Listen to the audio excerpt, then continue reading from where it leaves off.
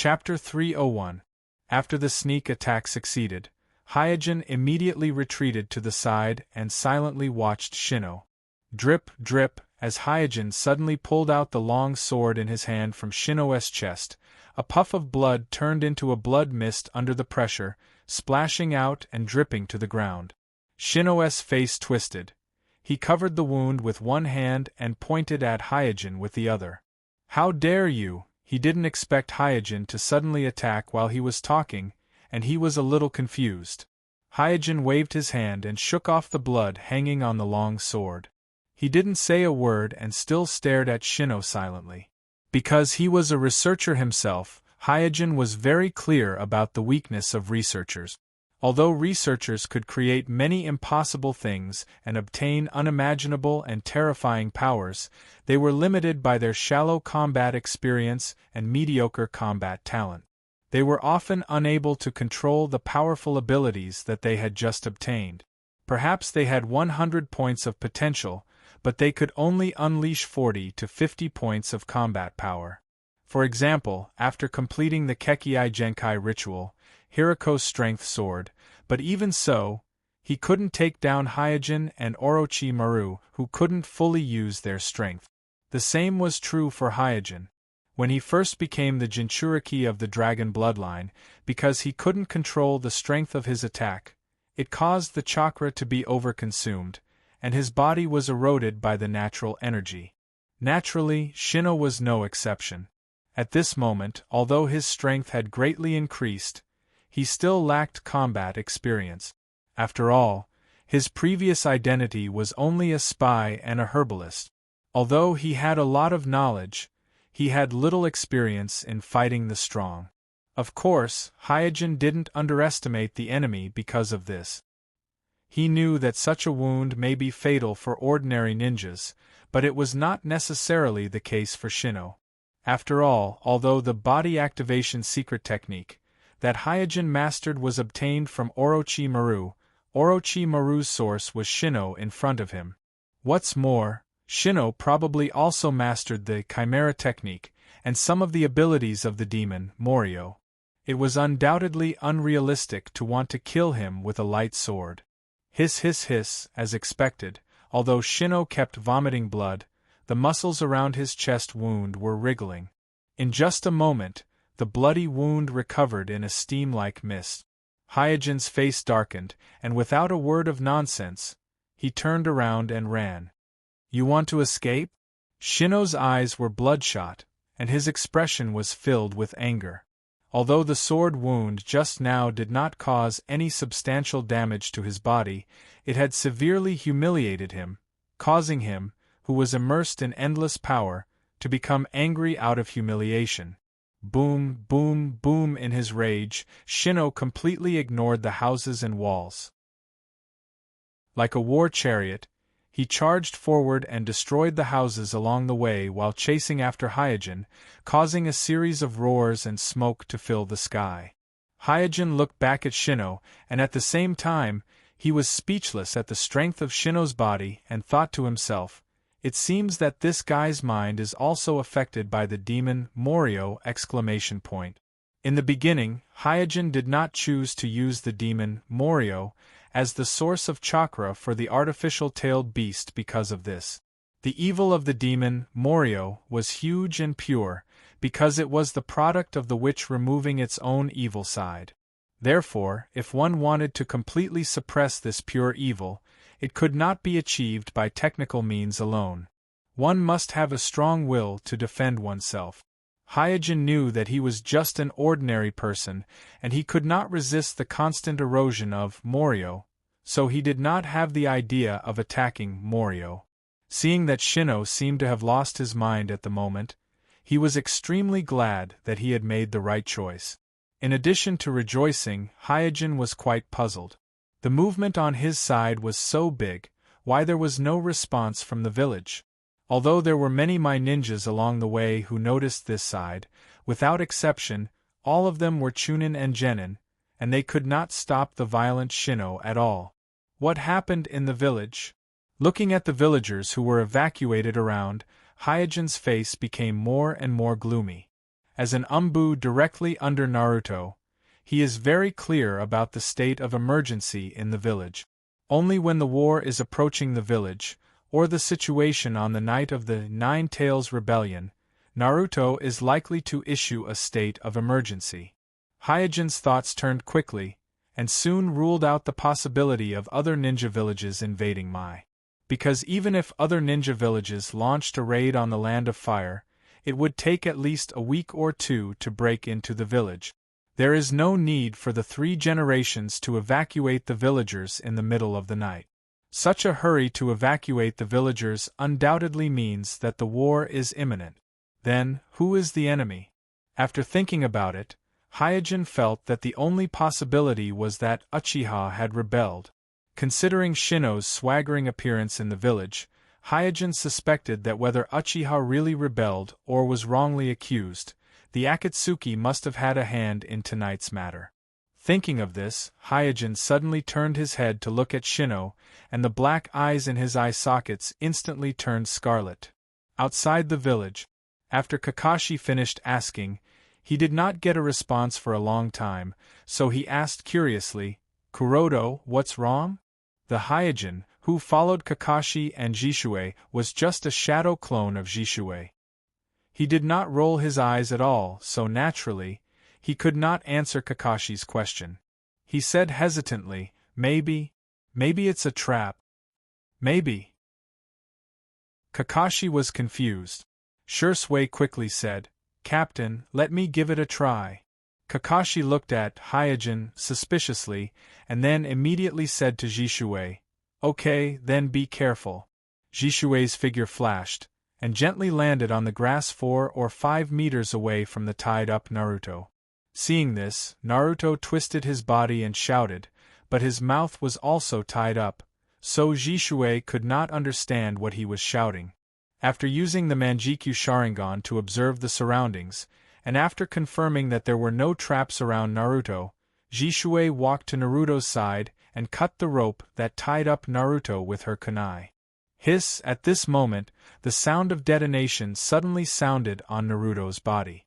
Jishue did not care about her own safety, and quickly pulled off Naruto's coat that was covered with detonation talismans, and used her body to protect Naruto. Boom! Boom! Boom! In an instant there was a violent explosion in the forest.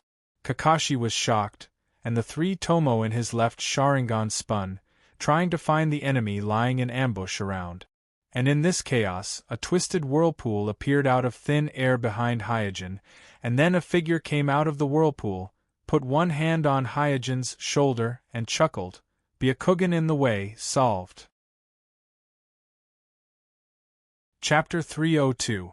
When Obsidian put his hand on Hyojin's shoulder, Hyojin's body immediately became distorted. Bang! With a low muffled sound, the distorted Hyojin suddenly turned into white smoke. Obsidian was startled. Shadow clone? Buzz! At this time, a sharp bird cry suddenly sounded in the forest, and under the dazzling lightning, Kakashi quickly rushed towards Obsidian. Long-lost Chidori. Looking at the lightning gathered in Kakashi's left hand, Obsidian sighed in his heart.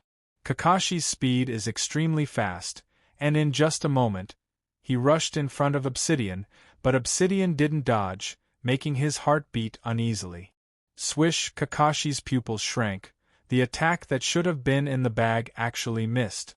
He found that he actually penetrated the opponent's body. Before Kakashi could recover, Obsidian turned around and kicked Kakashi's waist heavily. With just one blow, Kakashi was sent flying. Obsidian's eyes were gloomy.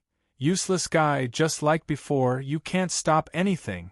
You can't save anything."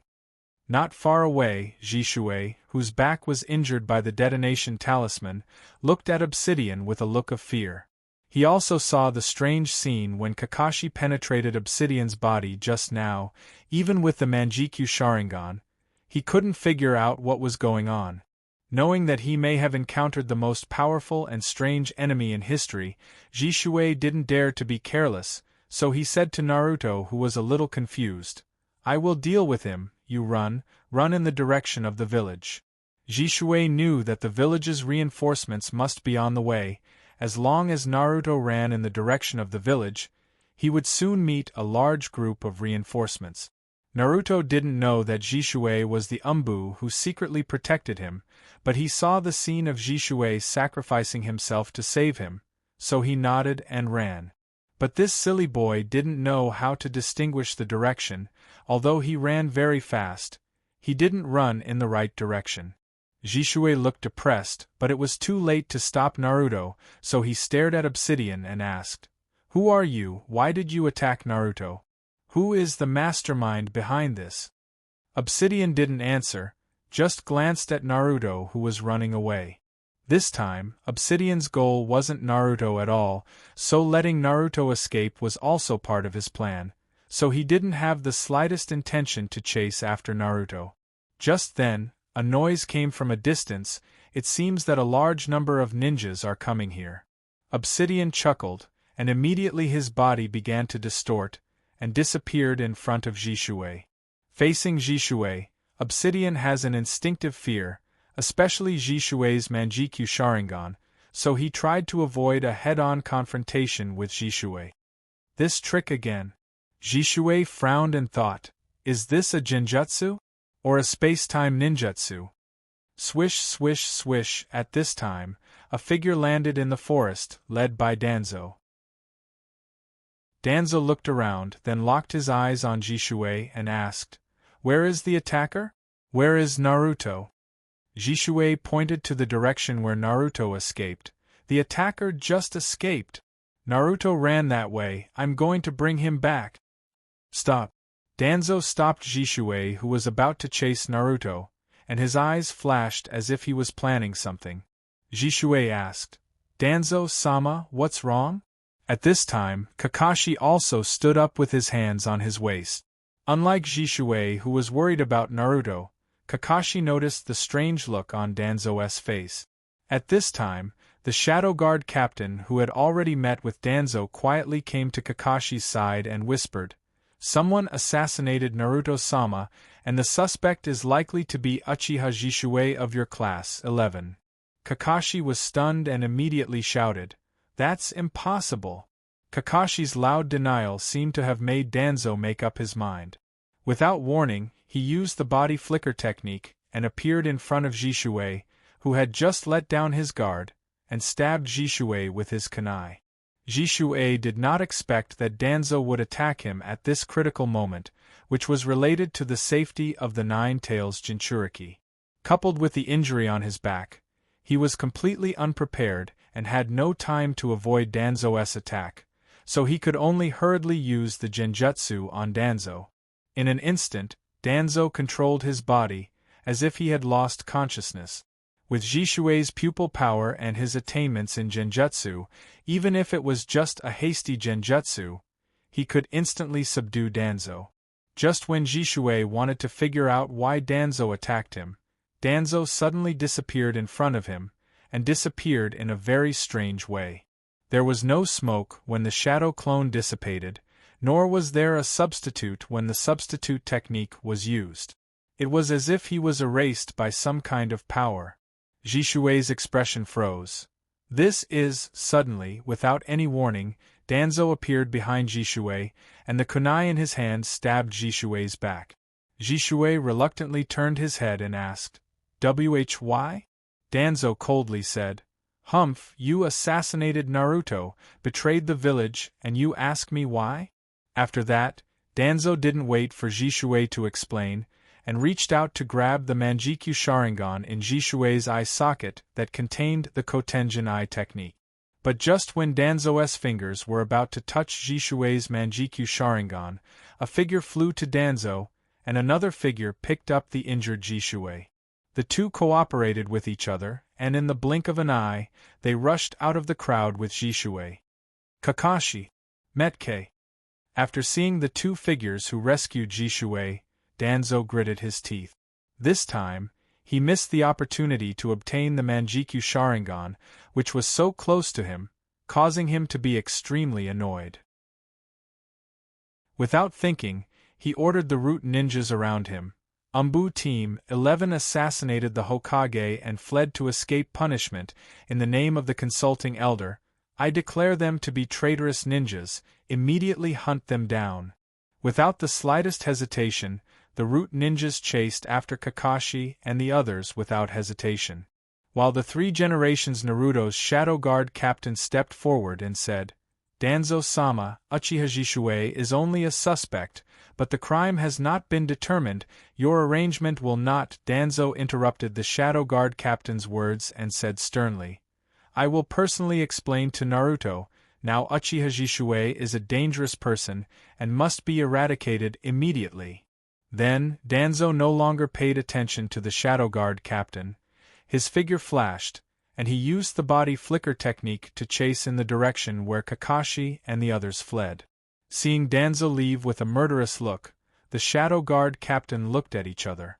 After a moment of silence, the Shadow Guard captain said, Let's go back to the village first. We must immediately report the situation here to Naruto-sama. Chapter 303.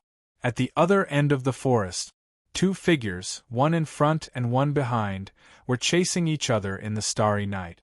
They were bathing in the cold moonlight, rising and falling in the dense forest. Their speed was as fast as a ghost. Ordinary jonin might not be able to reach this level. After a long time, the figure in front stopped. He stood quietly on the branch of a large tree, holding a mischievous 5 or 6-year-old child in his hand. He was panting slightly as he looked at the prey that was chasing after him.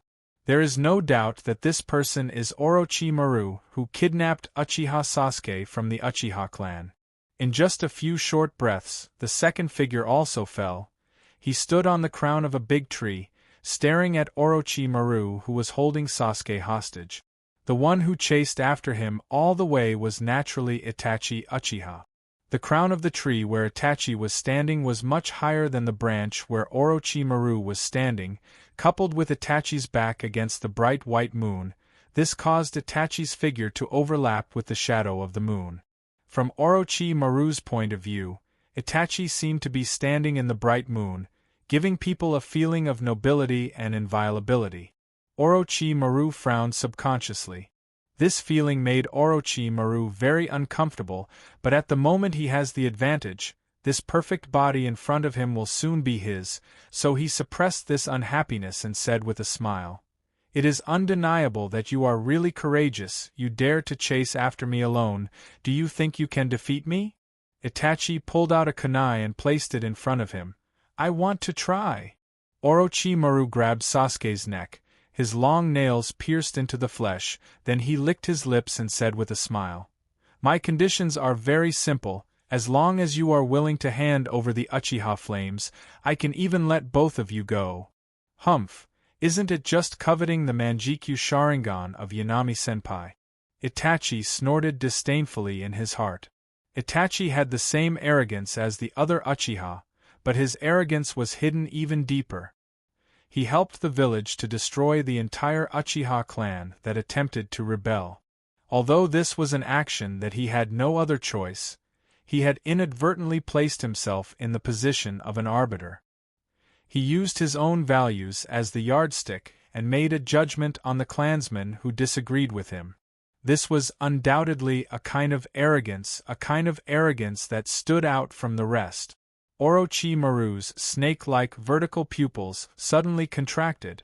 Just now, Itachi's brief display of emotion made Orochimaru realize an important piece of information, which was that Itachi actually knew Uchiha flames.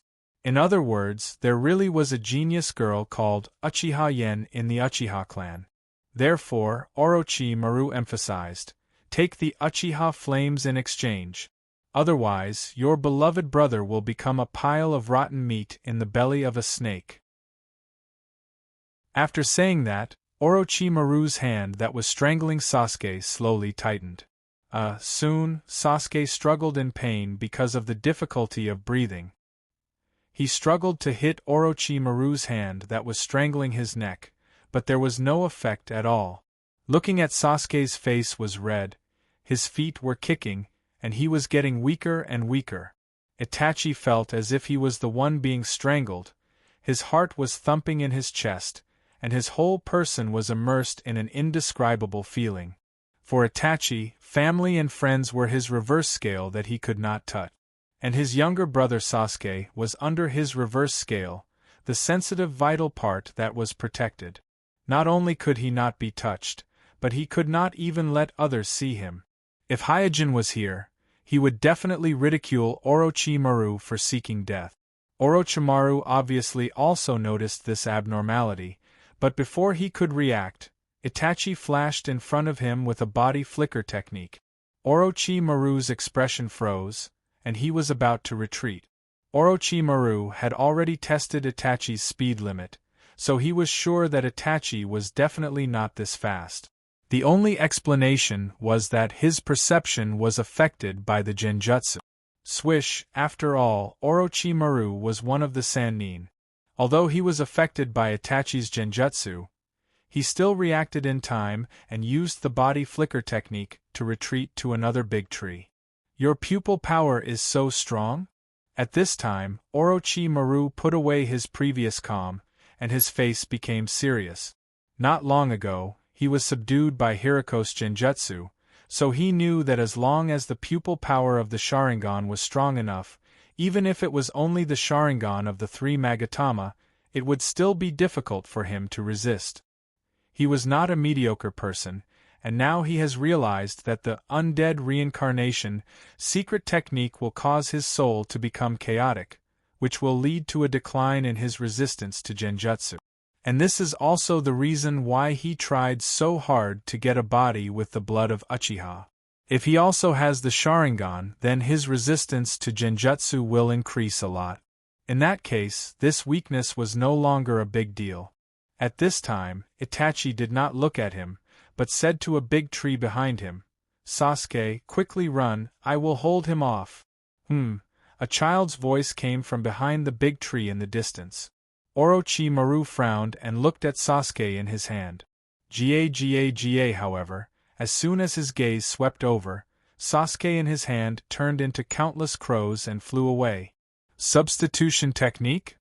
Startled, Orochimaru said with an embarrassed expression, "You can actually complete the substitution technique under my nose, Itachi.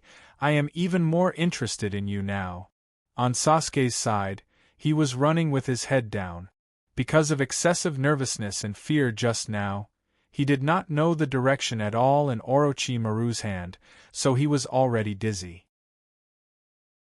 At this moment, he did not know which direction was the direction of the village, so he could only grit his teeth and run as far away as possible from Orochimaru.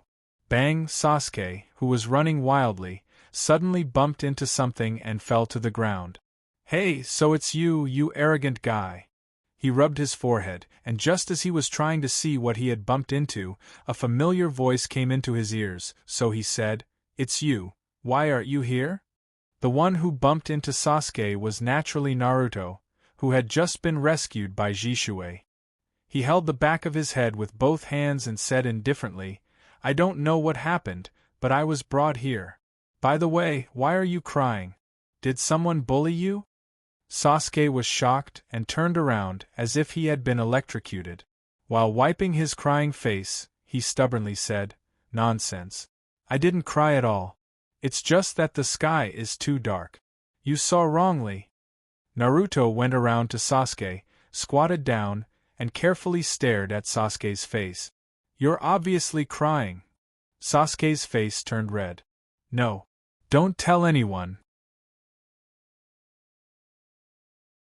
Chapter 304. Naruto laughed and said, "You obviously cried. Why don't you let me say it? I didn't expect you to be such a sniveling brat."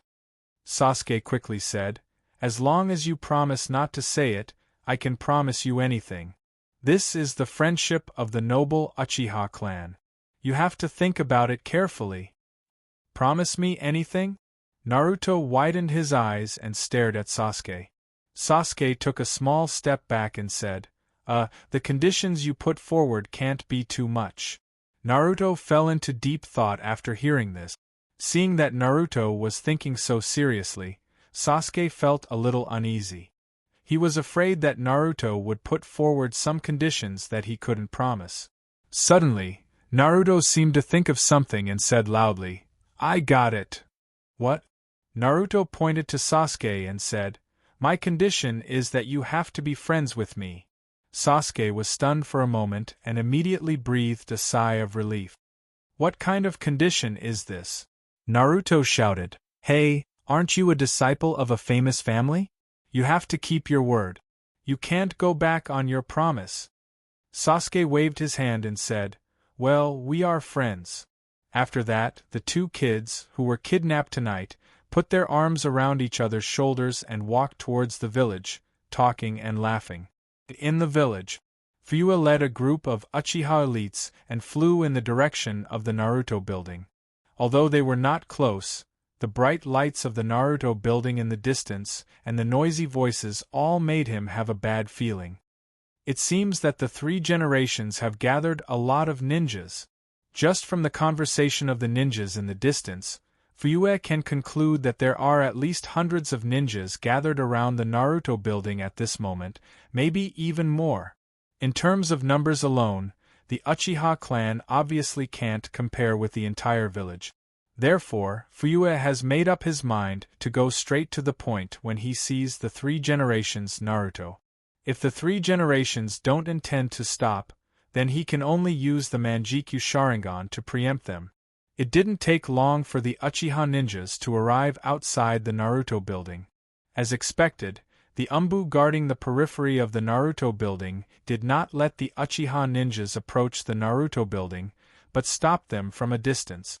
Just when Fuyue was arguing with the Umbu on the periphery, the three generations Naruto, Zhuan Shaochun, and Mito Hamura led a group of Maijonin. While secretly brewing the Manjikyu Sharingan jutsu, Fuyue saluted to the three generations Naruto and asked loudly, "Naruto-sama, what happened? Why didn't you inform the police force when the village entered a state of emergency?" Seeing that Fuyue's first sentence was not an explanation but an unkind tone of questioning, the three generations once again felt that his guess was probably correct, so he took off the pipe in his mouth and said, "Not long ago, Naruto was kidnapped by an unknown person, and I was also assassinated by a very strong ninja with Sharingan." "What?" Fuyue was taken aback. This is completely different from what he expected. The three generations continued. First, the other party deliberately kidnapped Naruto and lured Jishue, who is responsible for protecting Naruto, out of the village, leaving him without any witnesses except for a few teammates around him, so that we can't find him immediately to confront him. Then the other party pretended to be Jishue to assassinate me, trying to provoke a misunderstanding between the village and the Uchiha clan, so that we can kill each other. During the period of issuing a state of emergency and summoning all the Jonin in the village, the three generations and the two consultants have guessed the ins and outs of the matter. Of course, the premise of all this is that the three generations did not believe in Jishue. Fuyue's face was gloomy when he heard this.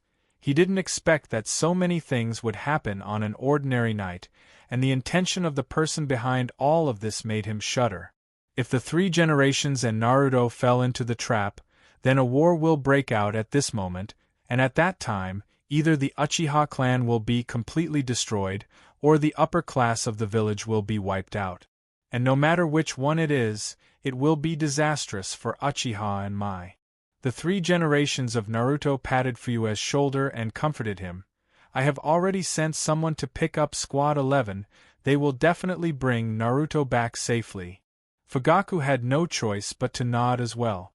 Boom! Suddenly, a deafening loud noise came from afar, followed by the tremors of the ground, as if some behemoth was ravaging the village. Did the Nine Tails go berserk again? The three generations' face darkened. This feeling reminded him of the Nine Tails Rebellion a few years ago.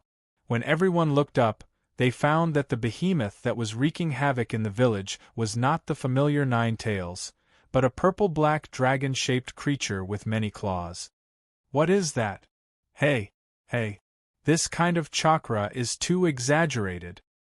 Damn it, my house is over there. The ninjas at the scene were suddenly in an uproar. No one could turn a blind eye to the monster that was wreaking havoc in their home. At this time, a chunin with a pale face rushed over from the direction of the monster, and reported to the three generations, "Naruto-sama, the captain of the police force is resisting the monster alone. Please send someone to support him immediately." The captain of the police force? The three generations were stunned, and immediately looked at Fuyue. Fuyue was also dumbfounded. The police force is completely controlled by the Uchiha clan, and several captains are following behind him at this moment. There is no other captain. What's more, such a monster is not something that a Jonin can resist. As long as there is no Manjikyu Sharingan, even the most experienced elite Jonin may not be able to resist that monster alone. The injured Chunin saluted Fuyue at this time. "Patriarch Fuyue, this time it is really thanks to the captain. Otherwise, I am afraid that none of our teams nearby would have survived. So, please be sure to convey this gratitude for me." Fuyue nodded awkwardly. The three generations Naruto jumped to the roof of a building and shouted, "Let's go, drive that monster out of the village." Yes. A group of my ninjas, including the ninjas of the Uchiha clan, all roared in agreement. The sudden appearance of the monster further indicated that there are traces of a third party interfering in tonight's matter, so whether it is Mai's side or Uchiha's side, at this moment, there are some traces of a common enemy. In an instant, under the personal leadership of the three generations Naruto, a large number of ninjas rushed towards the place where the monster was wreaking havoc. On the tall building on the other side of the village, Obsidian walked out of the whirlpool, looked at the monster wreaking havoc in the village, and said speechlessly, "This is a little different from what I thought." Chapter 305. On the devastated street, Hyojin flipped and moved. The long sword in his hand glowed with a cold light, and he kept slashing. At this time, Shino, who had completely transformed into a tailed beast, did not look like a human at all. His whole body had turned into a huge multi-headed dragon monster, and his body was also filled with a corrosive black chakra. This black chakra seemed to be spiritual, as if it could hunt on its own. Hyojin had seen it swallow the Mai ninjas who were caught off guard more than once. After a while, what was spat out was only a mass of bloody and unrecognizable rotten meat. "Everyone retreat!" Hyojin, who was dodging, shouted. In this situation, Chunin and Genin were almost useless. Even if they charged at Shino without fear of death, it would only increase casualties. After listening to Hyojin's words, the Mai ninjas around hesitated for a while, and then retreated one after another. They also knew very well that this level of fighting was no longer something they could intervene in. Fortunately, the villagers in the nearby blocks had been completely evacuated. If it was just a fight, Hyojin was not afraid of Shino's raging Morio's Jinchuriki. Whoosh! After using the teleportation technique again, and avoiding the attack of a dragon head of Shino, Hyojin stood on the broken wall, panting while analyzing the situation in front of him. With Shino's complete transformation into a tailed beast, no matter what he was held back by 3 generations ago, at this moment, he had to prioritize the things here, so Hyojin knew that as long as he was entangled for a while, he would be able to retreat successfully. At this time, one of Shino's dragon heads approached in front of Hyojin, opened its big mouth and said in a muffled voice, "Uchiha Flame, did you see that? This is my power." Hyojin's eyes darkened, and he thought to himself, "Hey, at this point, Shino's consciousness still dominates the body? How did this guy do it?" For the human pillar's strength, the complete transformation into a tailed beast often meant losing oneself. Except for a few perfect Jinchuriki that can reach an understanding with the tailed beast in their body, other Jinchuriki will be extremely restrained. Unless it is absolutely necessary, they will not release the power of the tailed beast.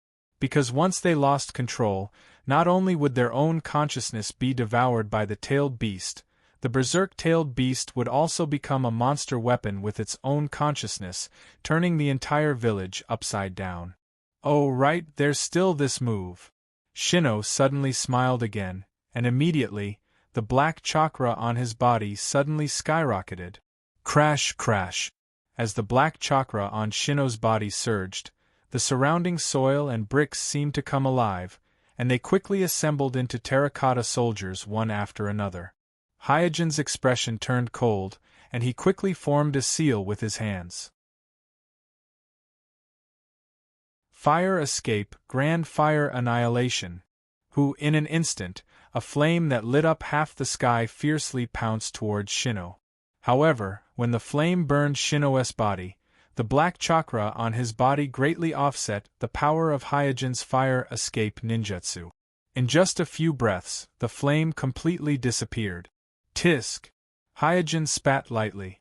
From the scene just now, Hyojin discovered that the black chakra that enveloped Shino could not only hunt on its own, but it could also form a protective layer to protect Shino's body. Without the dragon vein around him, Hyojin's chakra amount suddenly returned to its original state. In addition, the development of this fire release clone is not as good as the water release clone, so the chakra amount of this fire release clone is slightly lower than his Yin release and water release clone. What's more, four-tailed beast-level monsters, the effect of ordinary ninjutsu is very limited. Unless it's like Madara Uchiha, who can casually use a B-level ninjutsu, otherwise, a whole team of ninjas with tacit understanding must perform joint ninjutsu to suppress tailed beast-level monsters for a short time. These terracotta soldiers' puppets, I'm afraid 3 generations won't be able to do anything. Seeing the terracotta soldiers' puppets scattered around, Hyojin's face was gloomy. Kuroto has seen these terracotta army puppets when he was in the land of demons. As long as the chakra supply of Morio's Jinchuriki doesn't stop, these terracotta army puppets are almost immortal, so as long as Shino stays in the village for a while, then with the huge number of terracotta army puppets in front of him, the civilians in the village will suffer. No, even ordinary ninjas may not be spared. Then let's finish this quickly. Hyojin made up his mind and put the long sword in the scabbard around his waist and walked slowly towards Shino. Shino was a little surprised and smiled. In the face of absolute strength, you finally gave up. Hyojin said coldly, No, I decided to kill you once and for all. You damn Uchiha. Shino suddenly became furious, and all the dragon heads cursed at the same time. The muffled voice spread far away, causing a group of my ninjas who were guarding the periphery to look at each other. At the same time, they also learned that the one who resisted the monster alone was a member of the Uchiha family. After the roar, Shino directly drove the dragon head to Hyojin regardless of anything else. Looking at the dragon head that was rushing towards him with a bloody mouth, the 3 Magatama Sharingan in Hyojin's eye sockets instantly turned into a complex pattern intertwined with a diamond and a triangle. Boom! In an instant, the rumbling of a heavy object hitting the ground resounded. Feeling that he had swallowed Hyojin, Shino laughed wildly. So what if you are from the ninja world?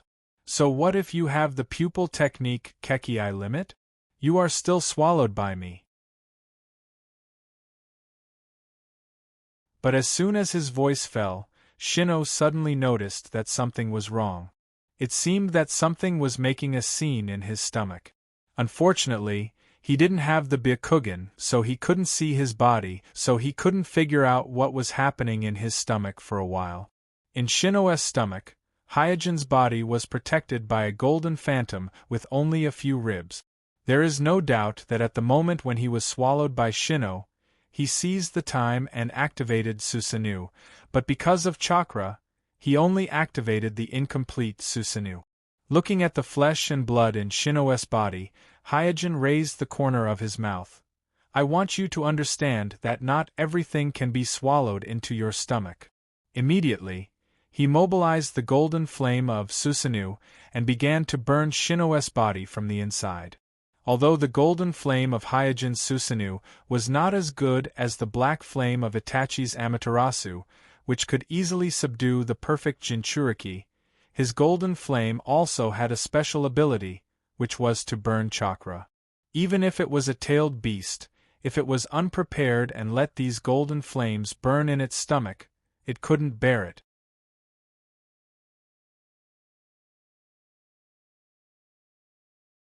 Chapter 306. Ah! Shino wailed as he rolled on the ground. With his size, even an ordinary step would cause the earth to tremble, let alone rolling back and forth on the ground. Therefore, in just a moment, the nearby streets were all gone, leaving only piles of rubble. So effective? Hyojin was also a little surprised. At this time, he felt that he seemed to have underestimated the power of the golden flames on the Susanoo. Since the effect was so good, Hyojin naturally wouldn't stop, so he increased his strength and drove the golden flames with all his strength, turning Shino's huge abdomen into a sea of fire. After a while, Shino's wailing became smaller and smaller, and his body gradually stopped twisting. Seeing that the time has come, Hyojin immediately used the incomplete Susanoo to cut open a huge dragon head, then he withdrew the Susanoo and jumped out of the hole. As soon as Hyojin came out, he heard the rumbling sound of the terracotta puppets collapsing. At the same time, Shino's huge body also slowly shrank, gradually returning to his original appearance, but at this moment, he is unconscious, and it is unknown whether he is alive or dead. It seems that I have played a bit too much. Hyojin smiled softly. At this time, a crow landed on his shoulder and cawed. This crow is specially used by Hyojin as a sentry. It fell from the sky, indicating that a large number of ninjas are coming here. So, Hyojin glanced at Shino, who fell on the ground, weighed his options, and finally decided not to take Shino away. Although this is an opportunity to obtain the Chimera technique, Hyojin feels that Shino is definitely not the only one who did this. If he guessed correctly, Hirako, who is in the same group as Shino, should also be somewhere in the village. Obsidian might even be watching from somewhere. If he took Shino away at this time, he might encounter unexpected trouble. Hyojin is very clear about the limits of his combat power, and his golden Susanoo has long been identified by the village as the evidence of Amatsukumi's Homusubi, so in a situation where his hands and feet are tied, he is definitely not a match for Hirako and Obsidian. After making up his mind, Kuroto let the ninja crow on his shoulder fly into the air again to monitor the surroundings. Then, he turned into a shadow and disappeared on the spot. On the roof of a building in the distance, Hirako crossed his arms in front of his chest and watched as Shino, who had completely transformed into a tailed beast, gradually shrunk and disappeared. He couldn't help but curl his lips and say, "Humph, what a waste." Zetsu covered his face with his hands and said helplessly, "Such a good plan was ruined by that idiot Shino." Once there is a trace of a third party's interference, with the experience of the 3 generations Naruto, he will immediately know that tonight's matter is a complete trap. It can be said that with Shino's rampage, the originally tense atmosphere between the village and Uchiha immediately quieted down. Hirako said, "Since the plan has failed, I will go and rescue him." Looking into the distance in despair, Black's eyes flickered for a while, and then immediately smiled and said, "I'll leave it to you." Although Shino is not a big figure in Akatsuki, he still knows a lot of information about the organization. If he falls into the hands of Mai, then a lot of information about Akatsuki will inevitably be leaked. No matter if it was the leader Pain on the surface or the leader Obito in the dark, neither of them could accept this. At this time, Hirako's figure flickered, and like a breeze, he quietly disappeared from the roof. As soon as Hirako left, Obsidian walked out of a twisting vortex and said in a deep voice, "His speed is faster than I expected." Zetsu replied, "Yeah, it is indeed faster than I expected." Obsidian pondered for a moment and said, "This guy thinks of himself as Pain's direct subordinate. We must find a way to win him over to our hands." The one who really convinced Pain to support Hirako's Kekkei Genkai fusion plan is actually Obsidian, who is hiding behind the scenes. But Hirako doesn't know about the existence of Obsidian. For him, the leader of Akatsuki, known as the Eye of God, still values him and mobilizes the entire organization to support his plan. Therefore, Hirako, who is eager to be recognized by others, has long regarded himself as a hardcore supporter of pain. This is also the reason why Hirako was able to suppress his desire for revenge against Mai and disguise himself as Jishuei to assassinate 3 generations Naruto, because this is Pain's request. Otherwise, Hirako, who has always been unwilling to be left out of the limelight after completing the Kekkai Genkai fusion ceremony, it is impossible for him to keep a low profile. Not long after, a large number of ninjas led by 3 generations arrived at the scene. Looking at the originally bustling street turned into a pile of rubble, the faces of the Mai ninjas were filled with anger. At this time, an Umbu found the unconscious Shino lying on the ground and said, "Naruto-sama, this person seems to be a member of Akatsuki." Although no substantive military cooperation was reached in the previous Gakage assembly, the 5 great shinobi villages still unanimously agreed to share information with each other regarding organizations that pose a great threat to Amatsukami and Akatsuki.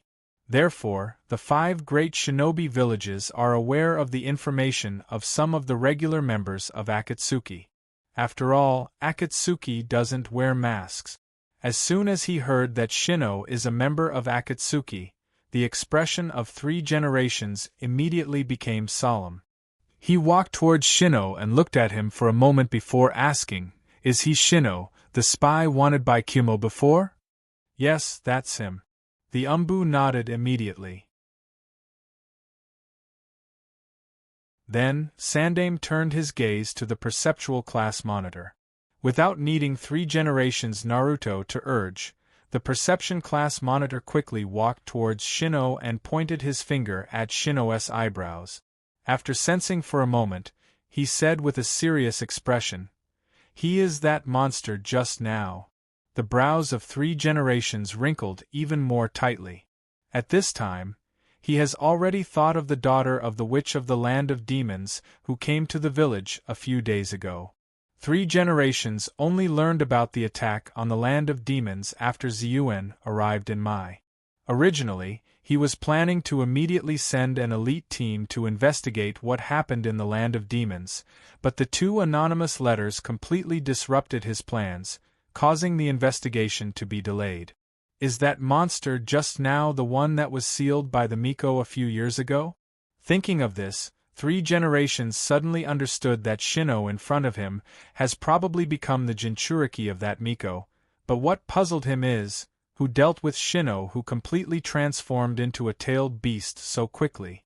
So, 3 generations squeezed out a smile and said to Fuyue on the side, "I want to see the captain of the police force."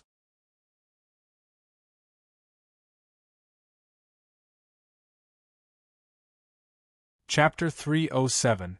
As soon as the 3 generations finished speaking, not only the Mai Umbu and Jonin, but even the Uchiha elites who followed Fuyue all looked at Fuyue, waiting for his answer. Obviously, everyone is very curious about the captain of the police force who can quickly defeat Shino, who has completely transformed into a tailed beast. Fuyue suddenly fell into an extremely awkward situation, because like everyone else, he is also confused at the moment. If it weren't for the fact that everyone heard Shino's roar of "Damn Uchiha" on the way here, he would have even suspected that someone else is pretending to be an Uchiha clansman. After all, as a member of the Akatsuki organization, Shino would never mistake a Sharingan. So in Fuyue's view, although the person who fought with Shino here is not a captain of the police force, it is definitely an Uchiha clansman who possesses Sharingan. Who could it be? For a moment, Fugaka's mind was filled with a myriad of thoughts. As far as he knows, the only 2 people in the Uchiha clan who have such ability are himself and Homusubi, who possess the Manjikyu Sharingan, and obviously, the one who fought here just now wasn't one of them. Seeing Fuyue's silence, the faces of the 3 generations sank.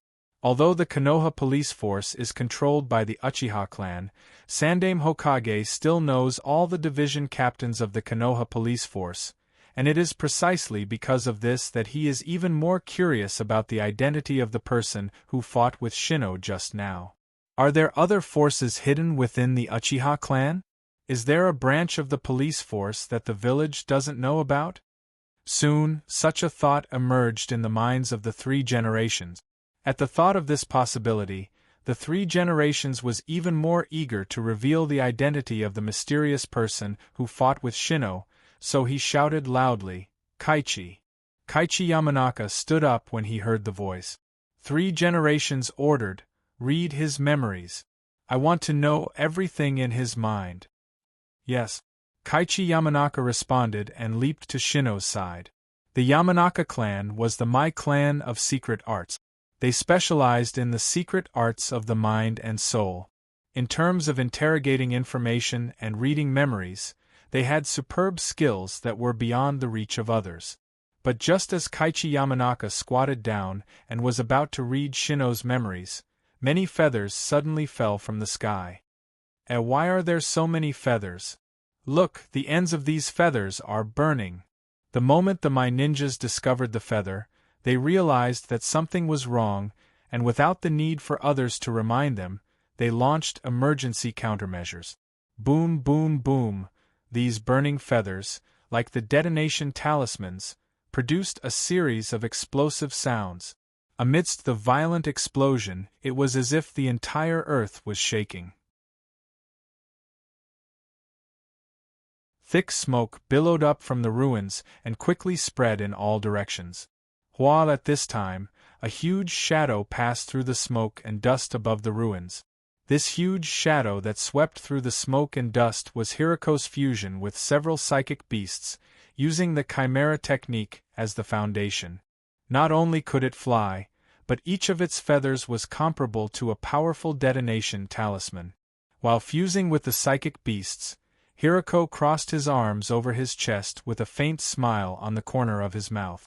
Compared to pretending to be an Uchiha clansman to assassinate Naruto, or provoking internal strife in the Mai clan, he prefers simple and direct revenge against the Mai clan. Just like now, he wants to completely destroy this place that is full of painful memories for him. Taking advantage of the smoke and dust caused by the explosion, Hiriko jumped down from the air and landed firmly beside Shino. Because Shino is an important source of information, when he was attacked just now, one of the Mai Umbu used Earth Release ninjutsu on the area where Shino was located, creating several earth walls to protect him. Therefore, although the explosion just now was fierce, it did not hurt the unconscious Shino. Coming to the front of the earth wall, Hiriko reached out and gently pressed on it. As he activated Hell Release, the Earth Attribute Chakra that was maintaining the shape of the earth wall was quickly absorbed, and with a cracking sound, the originally sturdy earth wall immediately shattered into a pile of sand and stones. At this time, one of the Umbu who was lying in ambush nearby saw the opportunity, activated the body flicker technique, and rushed towards Hiriko. The steel-forged kunai in his hand fiercely stabbed towards Hiriko's waist. Clang! The expected blood splatter did not happen. Instead, there was a sound of metal clashing. The Umbu who sneak attacked Hiriko felt his entire arm holding the kunai go numb, as if he had stabbed not a person but a lump of steel. Humph! Hiriko snorted lightly, immediately turned around, and directly stabbed his steel-like arm into the Umbu's chest, then pulled it out with a burst of blood. Although the ruins were still filled with smoke and dust, almost all of the people present were Jonin-level experts, so everyone quickly noticed the battle between Hiriko and the Umbu and knew that an enemy had broken into the ruins. Immediately, a ninja used wind release to blow away the smoke and dust in the ruins. When the smoke and dust dissipated, Hiriko had already arrived beside Shino. The three generations looked at Hiriko, who was not far away, and asked with uncertainty, You are Hiriko? Because of Shino's rage, Obsidian's plan was ruined, so when Hiriko came to rescue Shino this time, he did not disguise himself and was completely in his original appearance. However, after completing the Kekkei Genkai fusion ceremony, both his appearance and physique had undergone significant changes. He was very different from the Hirako Sandaime-sama's impression of him, so Sandaime-sama couldn't be sure whether the person in front of him was Hirako or not. Listening to the uncertain tone of the three generations, a trace of anger flashed on Hirako's face, and he gritted his teeth and said, "What's wrong? Can't you even remember my appearance, Naruto-sama?" Looking at Hirako's hateful eyes, the three generations immediately thought of the attacker who tried to assassinate him, so he said, "The one who attacked me just now was you." Mito Hamura, who was on the side, said, "How is this possible? The attacker clearly had Sharingan." Sharingan?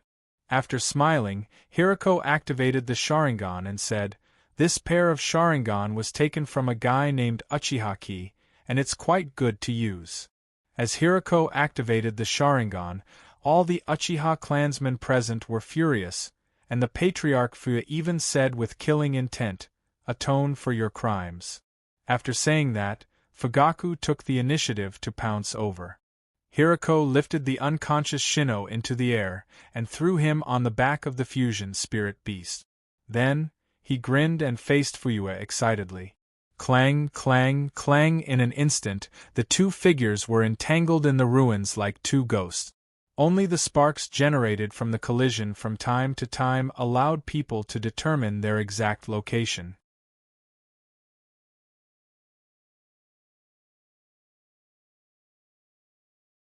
Chapter 308. As time passed, both of them felt that the other party was not easy to deal with. How can his speed be so fast? The insight of the Manjikyu Sharingan and the three Magatama Sharingan are worlds apart. Even if the Manjikyu Sharingan is only in the three Magatama state, the insight of the Manjikyu Sharingan is not comparable to that of an ordinary three Magatama Sharingan. But Fuya found that even if he fully stimulated the three Magatama Sharingan in his eye socket, he could only barely capture Hirako's figure, and was unable to predict Hirako's movements. This is obviously far beyond his expectations. He can actually keep up with my speed. Is his insight really that strong? Like Fuya, Hirako was also very surprised at the moment.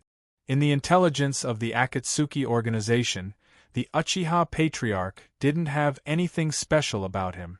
On the contrary, the Akatsuki organization's evaluation of the Uchiha Patriarch Fuya is very low, as if Fuya is a mediocre person. And when Hirako was in the Konoha village, Fuya didn't have any outstanding performance, so he didn't put Fuya in his eyes from the very beginning. But after the fight, he found that Fuya is much more difficult to deal with than he had imagined, just like the Uchiha Patriarch during the Kekkei Genkai ceremony. Not far away, looking at the two people fighting, Zhuan Shao-chun frowned and said, "In my impression, Hirako isn't like this at all. How did he become like this?" Mitokado Hamura also raised his doubts, and he even transplanted 2 Sharingan. In fact, Mai has also carried out many human experiments in secret, the most famous of which is undoubtedly the experiment of transplanting Hashirama cells, and the village has also secretly carried out the transplantation of Sharingan. However, the results weren't ideal. Although the Sharingan is a powerful weapon, it is too unfriendly for non-Uchiha shinobi. Even someone as talented as Kakashi would find it difficult to bear the burden of 1 Sharingan, so if 2 Sharingan are transplanted at the same time, not only will the Sharingan not improve the shinobi's combat power, it will also become a heavy burden to the shinobi. Because of this, although there are countless people who covet the Uchiha clan's Sharingan, there are only a few who can really obtain it and turn it into their own power. 3 generations pondered for a long time and said, "Perhaps it has something to do with his human experiments. As far as I know, before he defected, he was researching a forbidden technique that can plunder other people's Kekkei Genkai."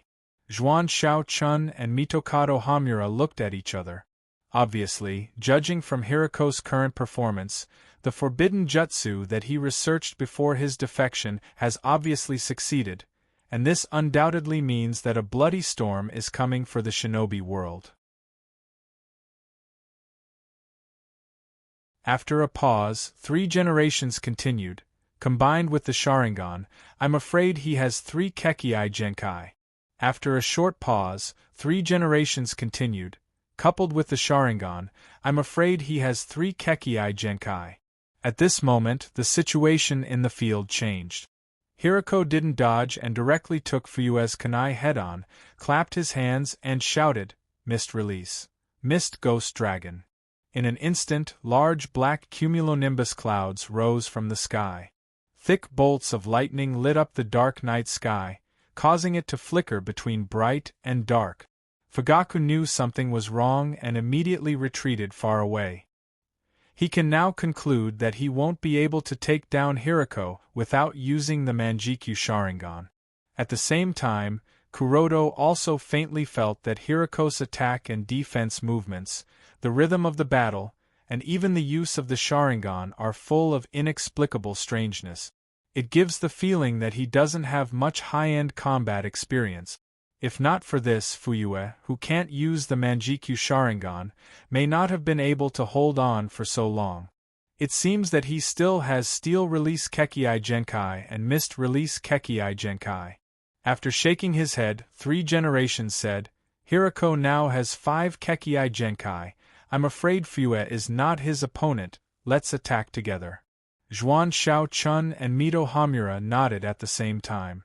At this time, standing under the dark clouds, Hiroko opened his arms and said, "Naruto-sama, regret your decision." 3 generations Naruto summoned his Summer Demon Ape and said in a deep voice, "Hiroko, don't repeat your mistakes, it's not too late to turn back now." "Repeat my mistakes?" Hiroko's face suddenly distorted, and he roared, "Why is everything I do wrong? Is it because I am unwilling to be ordinary?" Seemingly affected by Hiroko's emotions, the thunderclouds in the sky also became more violent, and the lightning in the thunderclouds became thicker and more frequent. Standing under the thunderclouds, Hiroko glanced at the crowd of my ninjas around him and said fiercely, "Today, I will let you know who is wrong." After saying that, Hiroko waved his hand, and countless lightning bolts poured out from the thunderclouds and bombarded the ground. The speed of the lightning was extremely fast, and in just a blink of an eye, a large number of ninjas were hit by Hiroko's mist release ninjutsu and fell to the ground in disorder. At this moment, 3 generations Naruto swept his Vajra wishful staff towards Hiroko. Hiroko didn't dodge because he has the Steel Release Kekii Genkai, and said with a smile, "Any of your attacks are useless against me." Bang! Before his voice fell, Hiroko was swept away by the tremendous force of 3 generations Naruto's Vajra wishful staff. Damn it! Hiroko crawled up from the ground, a little angry out of shame. 3 generations Naruto's attack just now actually didn't do anything to him. He can even be said to be unscathed, but being sent flying so easily made him feel like he lost face, and the last thing he wants is to lose face in front of 3 generations Naruto. But just as Hiroko was about to fight back, several iron chains buried under the ruins under his feet were instantly pulled up and wrapped around his feet, temporarily restricting his movements. At the same time, Mitokemen Hamura held a scroll that was half the height of a person and moved behind Hiroko, shaking the scroll while making hand seals, seemingly trying to cast some kind of sealing technique. After completing the Kekii Genkai fusion ceremony, Hiroko's perception has also improved a lot. When he felt the fluctuation of chakra behind him, a great sense of uneasiness suddenly surged in his heart. He knew that if he didn't react immediately, he would definitely die. Therefore, he no longer hesitated and immediately cut off his 2 legs, breaking free from the shackles of the iron chains, and then with his palms on the ground, he jumped high and landed on the body of the fusion spirit beast that has been hovering over the ruins. "Run!" After landing on the body of the fusion spirit beast, Hirako hurriedly gave the order to retreat. He didn't expect that a moment of carelessness would instantly turn the situation around.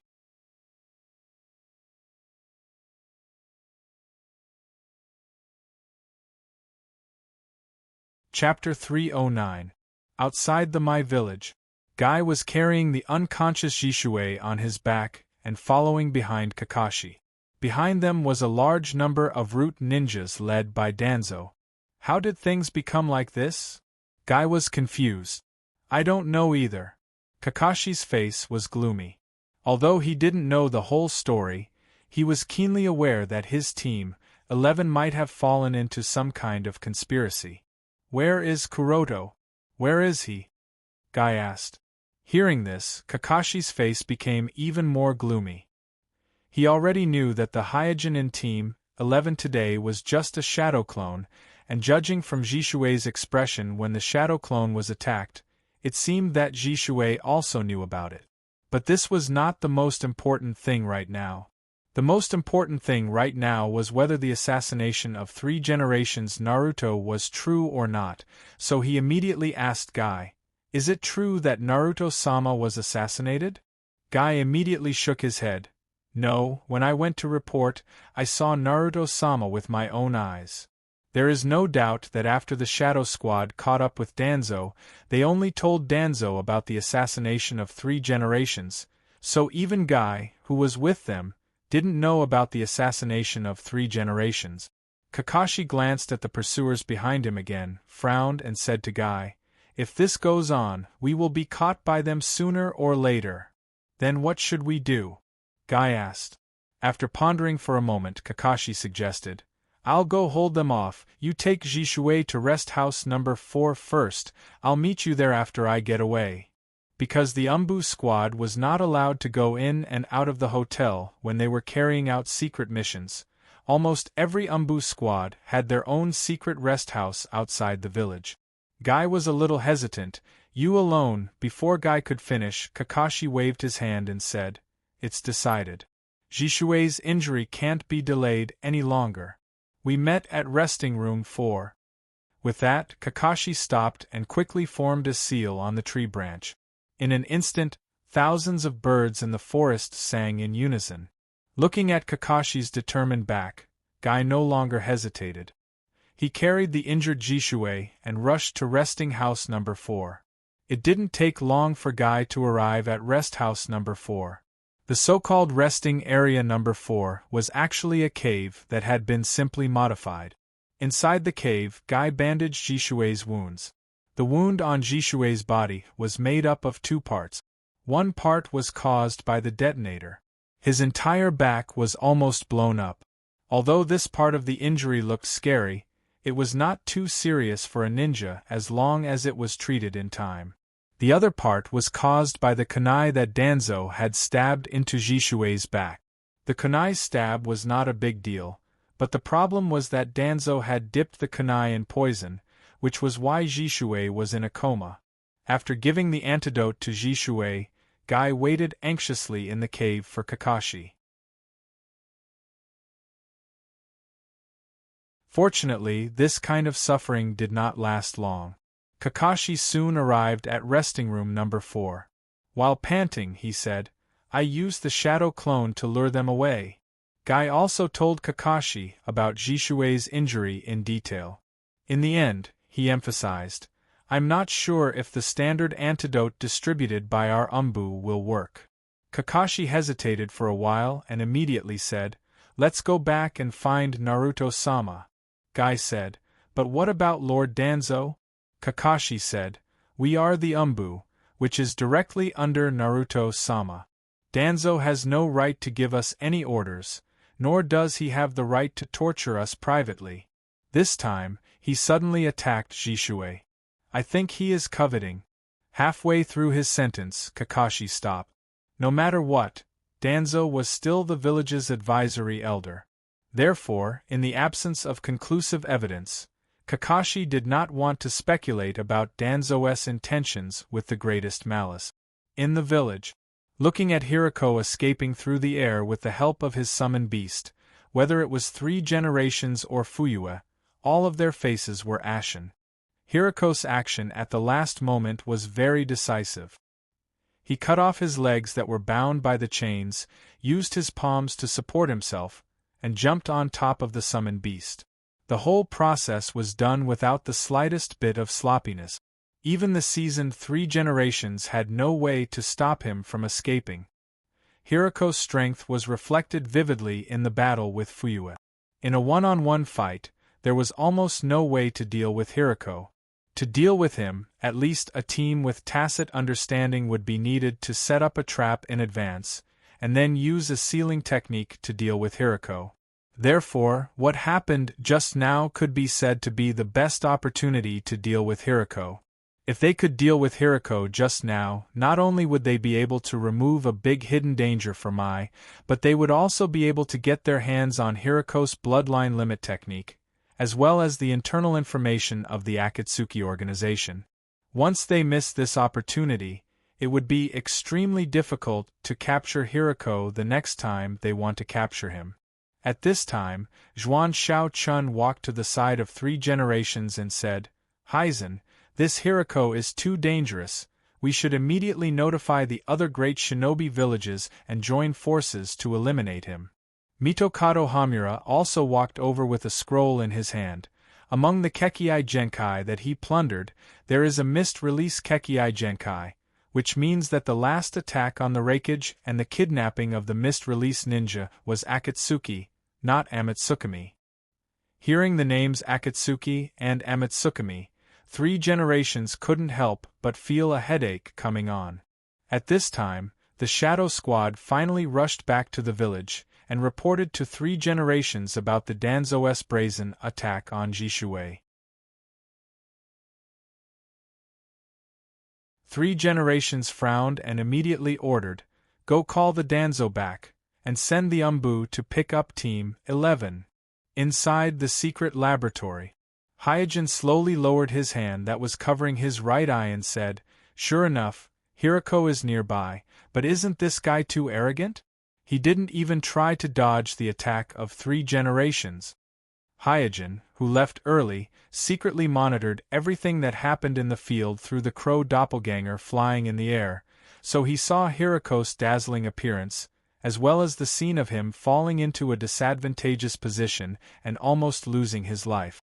Hyojin muttered to himself, "Team 11 didn't show up from the beginning to the end. What exactly happened?" Because he rushed back in a hurry and didn't meet Jishui, Hyojin didn't know what happened to Team 11. Therefore, due to the lack of information, he couldn't analyze what exactly happened to Team 11. "Forget it, let's wait for my main body to come back first." After saying that, Hyojin's spirit body escaped from the fire doppelganger and flew into the air.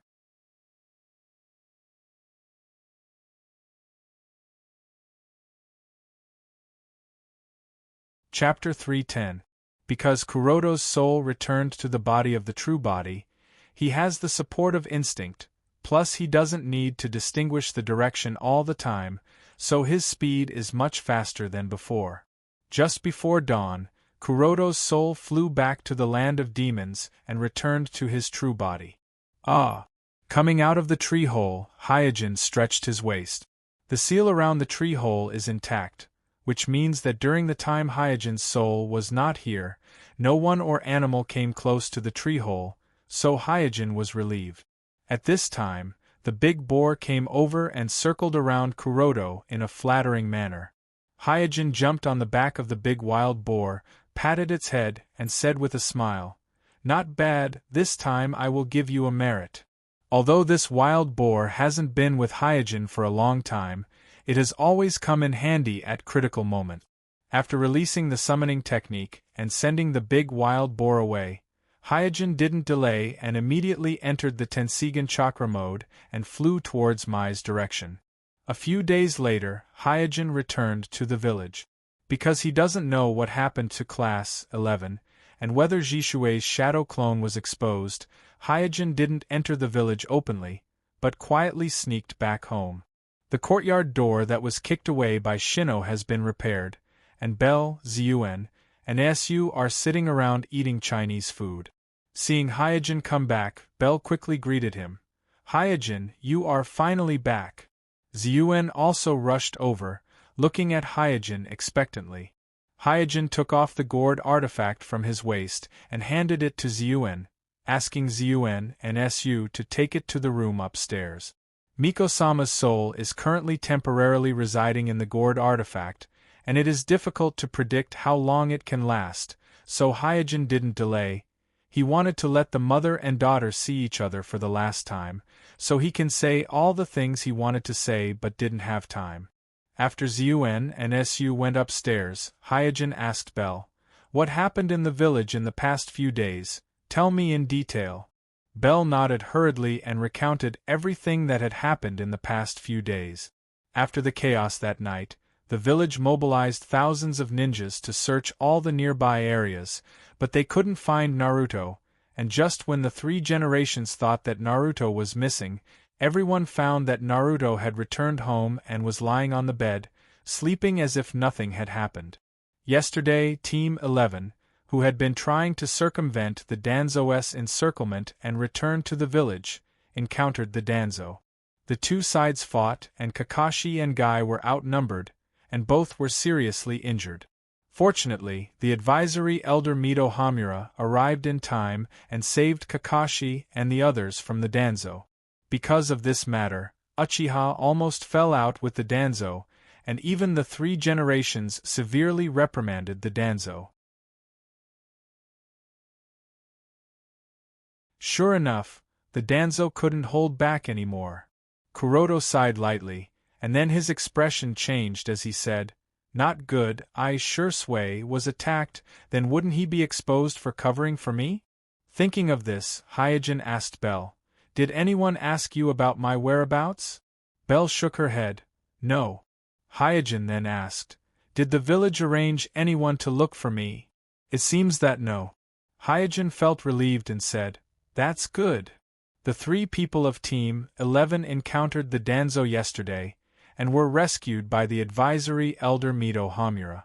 In other words, in the past few days, except for the 3 people of Team 11, no one knows whether Hyojin is in Team 11 or not.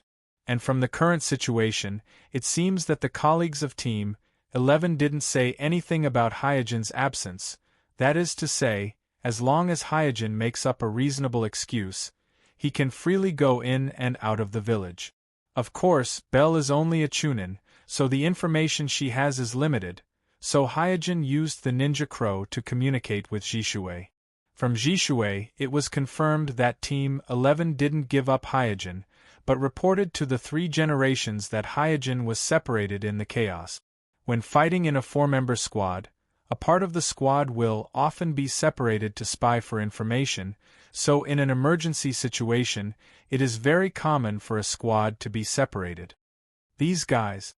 Kuroto smiled faintly. The feeling of being protected by someone was really heartwarming. After learning about the general situation, Hyojin deliberately went out of the village, disguised as a travel-worn person, and rushed back from the gate, and was immediately summoned to Naruto's office. The 3 generations asked some questions as usual, but Hyojin can see that the 3 generations are a little absent-minded. Obviously, the things that happened in the past few days have put a lot of pressure on them. After leaving the Naruto building, Hyojin secretly sighed, "It's not easy to be Naruto." Next, Hyojin went to the Uchiha clan's land and saw Jishui, who was recuperating from her injuries. As soon as she saw Hyojin, Jishui said, "Kuroto-san, as you expected, Danzo-sama was really coveting my Manjikyu Sharingan. I was too careless." Hyojin said, "Fortunately, Kakashi and Guy were also there at that time." Jishui nodded. "Yes, if it weren't for the 2 seniors, I'm afraid that Danzo-sama would have succeeded." At the same time, in the Uchiha clan's house, "Patriarch, can't you even trust us? Why didn't you tell us about the police force and the secret division?" "Yes, the secret force that you have cultivated in private is also a member of our Uchiha clan. Why do you keep it a secret from us? Who exactly is that division captain? Do you still want to hide it from us until now? A group of Uchiha elites clamored one after another. This feeling of being distrusted made them very uncomfortable. Fuyue crossed his arms in front of his chest and said nothing with a calm face. He wanted to investigate this matter in private, but because there were too many my ninjas who saw Shino's complete tailed beast transformation at that time, everyone was curious about the Uchiha clansman who defeated Shino one-on-one. As the rumor spread, somehow it evolved into a rumor that Uchiha had a secret division that even the 3 generations Naruto didn't know about, and the one who defeated Shino one-on-one was the division captain of that secret division. For such a rumor, even many my jonin believed it to be true, so the Uchiha clan was suddenly in an uproar. After finally dismissing the group of Uchiha clansmen, Fuyue saw Itachi walking through the corridor, so he stopped Itachi. For some reason, Fuyue always felt that since the night Sasuke was kidnapped by the members of the Akatsuki and Itachi rescued Sasuke, Itachi has become different. It is a change in temperament it is difficult to accurately describe in words.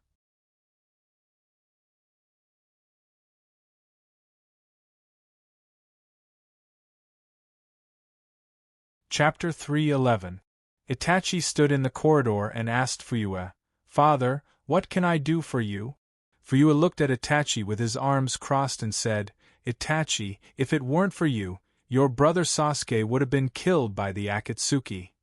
After learning that the members of the Akatsuki sneaked into the Uchiha clan and kidnapped Sasuke, Fuyue was both shocked and angry. First, Uchiha Hiragi disappeared, and then Sasuke was kidnapped. The dignified Uchiha clan of the shinobi world has become a place where the enemy can come and go as he pleases. This really annoys Fugaku as the head of the Uchiha clan. Itachi shook his head gently. Protecting Sasuke is my responsibility as an elder brother. As expected of my son. Fuyue, who has always had a straight face, showed a rare smile. He can see Itachi's talent in his eyes. As long as there is no accident, Itachi will inevitably grow into another strong Uchiha clan that is not inferior to the Jishue clan, and as the new generation of Uchiha clan grows up one by one, the status of Uchiha clan in the village will inevitably gradually rise. This is something that the Naruto clan can't stop even if they want to. After all, among the new generation of Naruto clan, only the disciple of the 4 generations Naruto clan, Kakashi, is left. In fact, at this point, Fuyue's rebellious thoughts have faded a lot. The reason is that the external pressure is too great, especially after it was revealed that Hirako has successfully developed a forbidden technique that can plunder other people's Kekkei Genkai. Fuyue has already regarded Hirako as his #1 enemy. Because once Hirako's forbidden technique spreads out, then all the Kekkei Genkai shinobi in the shinobi world will be in danger. Of course, what Fuyue doesn't know is that his worries are actually superfluous. Hirako's Kekkei Genkai fusion ceremony requires the perfect cooperation of many factors, such as the right time, the right place, and the right people to succeed. Even Hirako himself had barely escaped death to get here. Fuyue asked again, "Where are you going?" Itachi replied, "I'm going to visit Jishue-san." Fuyue nodded and immediately said, "The village is under martial law, don't run around for the time being." Jishue's house. After listening to Homasubi's narration of what happened that night, combined with the information he got from you, as well as what he saw and heard that night, Homasubi had a general understanding of what happened that night.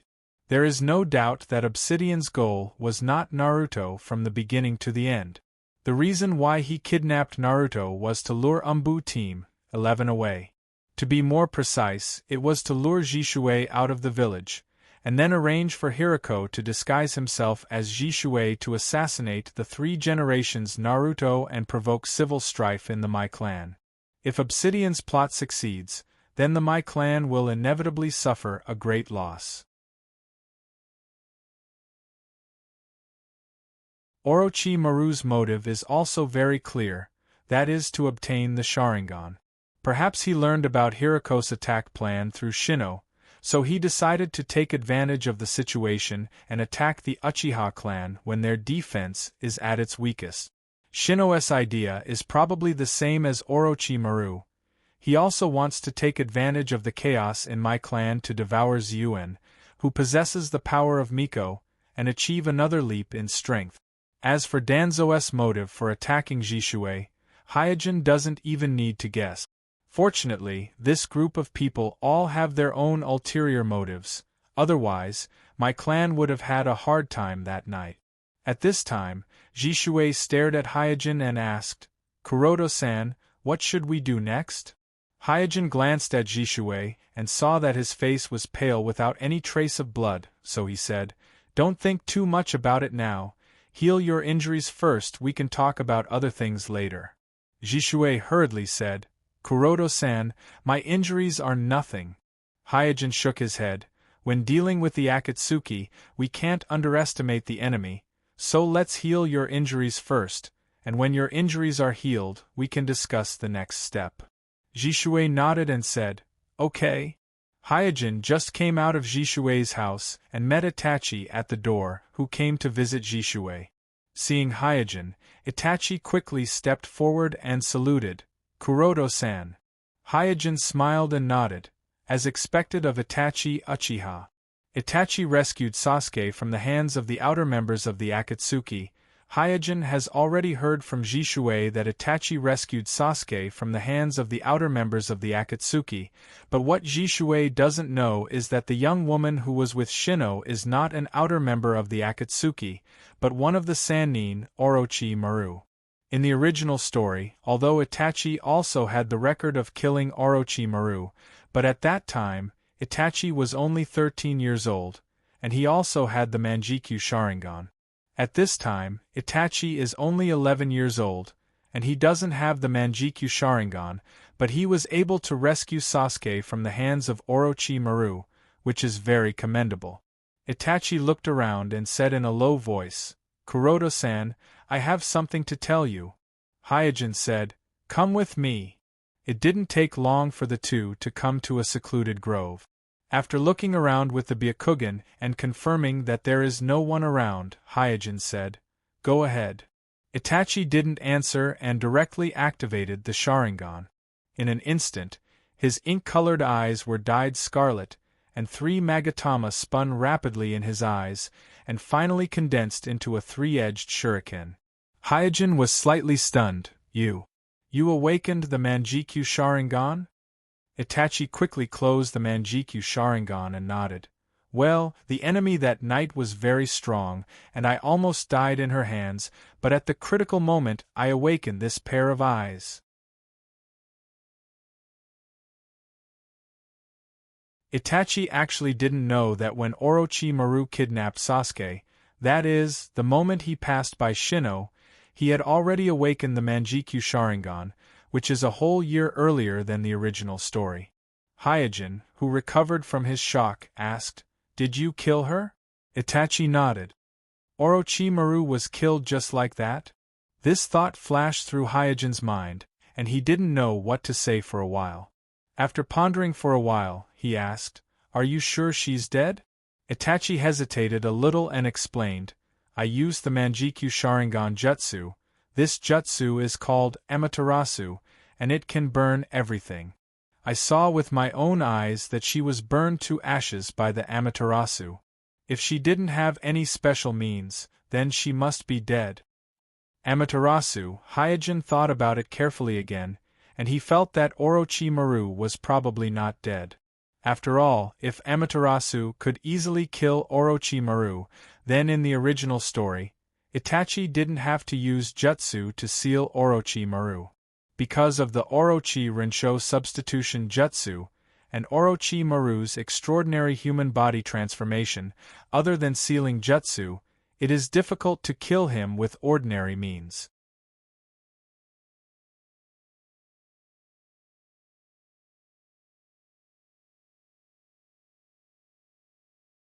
Chapter 312.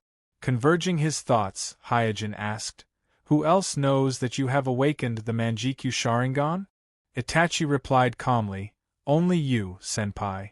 Hyojin was a little surprised. "You didn't even tell Jishui?" During the assessment period, you are not allowed to mention anything related to the assessment to Jishui-san, otherwise it will be regarded as cheating. Yami-senpai said that this is the rule you set.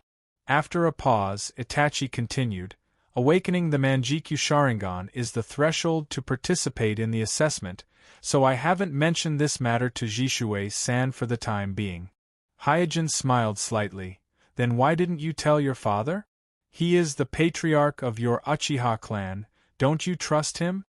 Itachi calmly analyzed.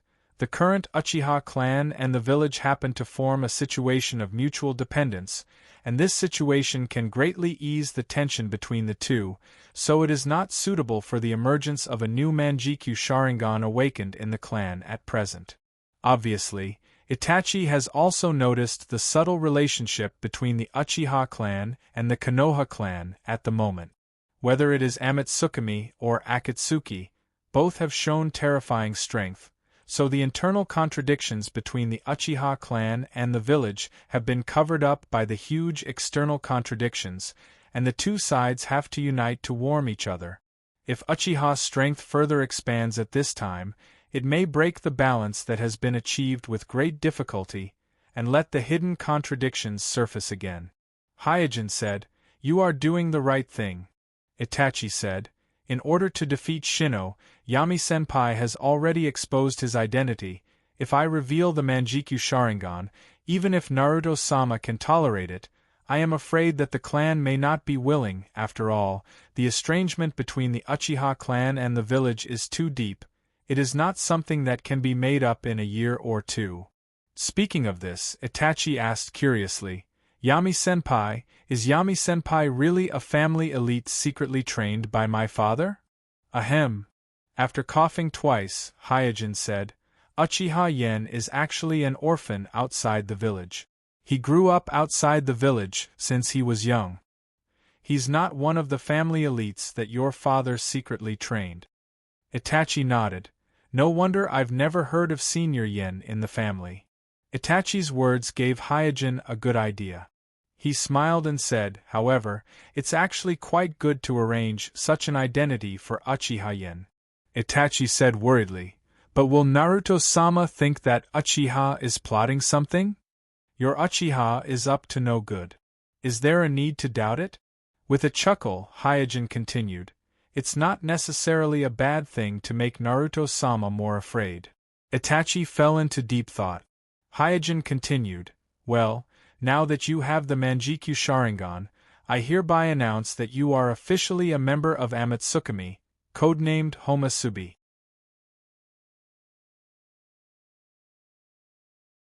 Itachi's face lit up with joy. "Did I pass?" Hyojin nodded. "You have awakened the Manjikyu Sharingan, so you naturally have this qualification." Itachi asked again, "What about Yami-senpai?" Hyojin waved his hand and said, "She also passed. Her codename is the same as yours, Homasubi." Root base. Staring at the two severed feet in the glassware, Danzo's eyes lit up. The previous sneak attack on Jishui can be said to be the moment when Danzo was the closest to awakening the Manjikyu Sharingan. Just a little bit more, and he would have been able to possess Jishui's Manjikyu Sharingan, possessing the ability to play with the will of others. Unfortunately, at the last moment, he failed. But for him, the only thing that is worth celebrating is that the attack on Jishui had some basis. After all, at that time, Jishui was indeed suspected of assassinating 3 generations Naruto, so after the incident, he was only reprimanded by 3 generations and didn't receive any substantial punishment. His power and status in the village also didn't suffer much. At this time, a researcher wearing a white robe came over and said, "Danzo-sama, this is the test report you asked for." After receiving the test report, Danzo-sama glanced at it, and immediately frowned. "These values are all wrong. How can you make such a simple test wrong?" The researcher wiped the cold sweat on his forehead and explained. Danzo-sama, we have repeatedly checked these values, and there is no problem with them. The cell tissue we extracted from this pair of severed feet is not human cell tissue at all, it is simply... The researcher opened his mouth, but for a long time, he couldn't think of a word to describe it accurately. Danzo's face sank, and he carefully read the test report again, then muttered to himself, "With these values, it is impossible for cells to survive. How did he do it?" When he heard that Hirako had completed the forbidden technique to plunder other people's Kekii limit and had 5 types of Kekii limit, including the Sharingan, Danzo was so jealous that he almost went crazy. He felt that it was a waste to let a useless person like Hirako obtain such an ability, so he immediately got his hands on the severed limbs left by Hirako in the village and gathered the researchers to study it. However, the data on the test report left him at a loss because it was not the data that normal cells should have. Beep, beep, beep. At this moment, an alarm suddenly sounded in the laboratory. Danzo didn't panic, because he found that the source of the alarm was the glassware in front of him containing Hirako's severed limbs. Through the glass wall, Danzo could clearly see that the broken legs in the glassware suddenly bulged, and in just a few breaths, their volume increased by 4 to 5 times, and this trend is still continuing. Bang! Soon, the 2 swollen meatballs exploded in the glassware. Seeing the only clue left by Hirako explode in front of him, Danzo's face turned livid, and he fiercely swept the staff in his hand, smashing the glassware in front of him. The researchers at the side kept quiet out of fear. After a long time, Danzo waved his hand and asked all the researchers to leave the laboratory, then called a root ninja and said, "I want to know Hirako's whereabouts." The root ninja replied, "Danzo-sama, we are already investigating his whereabouts. Once we have his whereabouts, we will immediately arrange an assassination." Danzo roared, "Who said I want to assassinate him? What I want is his technology. No matter what method you use, even if you have to buy it, you must buy it for me." The root ninja froze for a moment, then immediately replied, "Yes, we will arrange it immediately." Danzo then roared, "Where is Orochimaru? Why hasn't he done what I asked him to do?"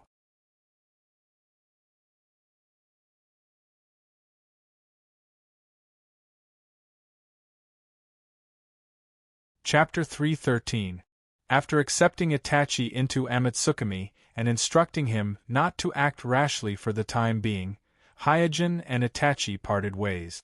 On the way home, Hyojin thought to himself, "Oh, compared to Jishue, Itachi is really much more cautious." Itachi was the first to tell Hyojin about his awakening of Manjikyu Sharingan. It is conceivable that in his mind, Hyojin is a completely trustworthy person. But even so, Itachi did not confess his unique Manjikyu Sharingan jutsu from the beginning. It was not until Hyojin asked him about the battle with Orochimaru that he briefly mentioned his Manjikyu Sharingan jutsu Amaterasu. As for the other jutsu, he still did not mention it. In this regard, Hyojin understood very well. Take Kuroto for example, he will not show all the cards in his hand to others. Trust is precious, but at the same time it is also fragile. It didn't take long for Hyojin to return to his home. Shoi returned the gourd to Hyojin, then knelt down with a bang and said, "Kuroto-sama, thank you so much this time." As soon as he took the gourd, Hyojin immediately sensed that Miko's spiritual body was no longer in the gourd, so he helped Shoi up and asked, "Her Highness Miko?" Shizu Sui shook her head with a sad expression. Obviously, after fulfilling her last wish, Miko-sama's spiritual body has naturally dissipated. Tying the gourd to his waist, Hyojin asked again, "Where is Ziyuen?" Shoi replied, "After seeing Her Highness Miko, Her Highness Ziyuen cried a lot and just fell asleep." Kuroto nodded and immediately took out a bell magical artifact from his arms. "His Highness should have mentioned this magical artifact to you. Give this magical artifact to Ziyuen and let her carry it with her, so that Shino, who has devoured the monster Morio, will not be able to sense her location."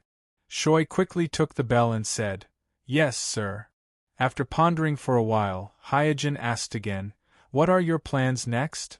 Shoi said without hesitation, "Everything is at your disposal. Well, for the time being, you can live in my house." After a pause, Hyojin continued, "As for Zyuen, I will ask Naruto-sama to send her to the ninja school next year." Although Yomi was killed by Hyojin, Shino, who coveted the power of the Miko in Zyuen, is still alive, and there is the Akatsuki organization behind Shino. If he sends Miko and Sasuke to Zyuen, Zyuen and Akatsuki to the land, he and Shino being Yudo Kami and Kami Miko and Yu Zyuen S and Ms. Satu domain. As for sending Zyuen to the ninja school, this is also Hyojin's decision after careful consideration. First, Mai's ninja school is different from the bloody education of the Mist Village. In addition to teaching ninjutsu, Mai's ninja school will also teach cultural classes. After all, a person who is illiterate, unable to count, and unable to understand a map will not become a good ninja, so in this way, it can save Hyojin the time to guide Zyuen's cultural classes. Second, although Zyuen has a strong power of the Miko in her body, the danger she has to face is not small, and the ninja school can not only hone her will, but also improve her strength, which is very helpful for her future growth.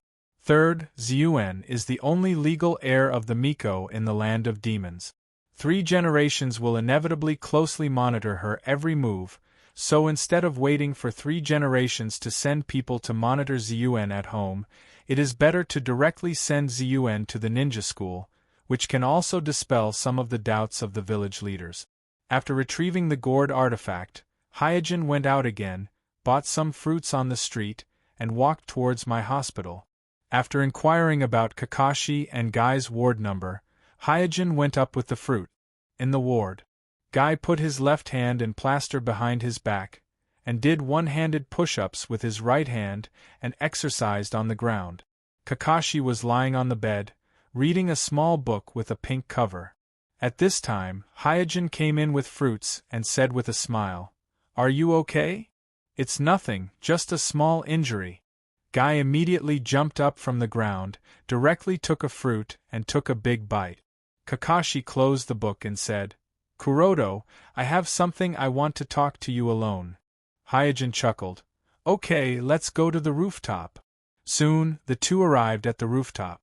A cool breeze blew past, causing the bedsheets that were drying on the rooftop to flutter in the wind. At this time, Kakashi stared at Hyojin and asked in an unusually serious tone, "Kuroto, where have you been these days?" Hyojin didn't hesitate and directly replied, "I went to the land of demons." "Land of demons?" After a pause, Kakashi asked, "Is it because of the Miko?" Kuroto nodded. "This time the Yomi cult of the land of demons rebelled, and our Team 11 is also responsible for it. If we had completely eliminated the remaining members of the Yomi cult during the last mission, maybe there wouldn't have been this turmoil." Kakashi sighed. "Yes, last time we didn't kill the leader of the Yellow Springs cult, and our class does have some responsibility." Even now, Kakashi was still somewhat puzzled. At that time, he had clearly used the 1,000 birds to pierce through the chest of the Yellow Springs cult leader. Logically speaking, the Yellow Springs cult leader should have died without a doubt, but the other party did not die. Of course, if he knew that Hyojin even cut off the Yellow Springs cult leader's head and still failed to kill him, he wouldn't be so depressed. Hyojin said, "So I wanted to go and have a look, so I asked Jishue to cover for me." Kakashi opened his mouth and wanted to say something, but in the end, he just sighed. Hyojin smiled. "Say what you want to say, I don't mind." Kakashi hesitated for a moment and said, "Next time this kind of thing happens, just tell me directly, our class as a whole. I want to say it, but I'm afraid it will scare you." Hyojin smiled bitterly and cursed inwardly. At this time, Kakashi's somewhat lazy eyes suddenly sharpened, saying, "By the way, the guy who kidnapped Naruto this time is very strange. Until now, I still can't tell what kind of method he used at that time. If you meet him, you must be extra careful.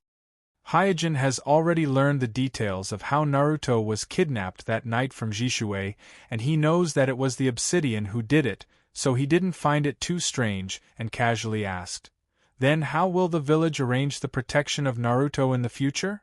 Kakashi shook his head. "It hasn't been decided yet. This time's incident shows that the Akatsuki organization has already grasped Naruto's identity, so one Umbu class is obviously not enough."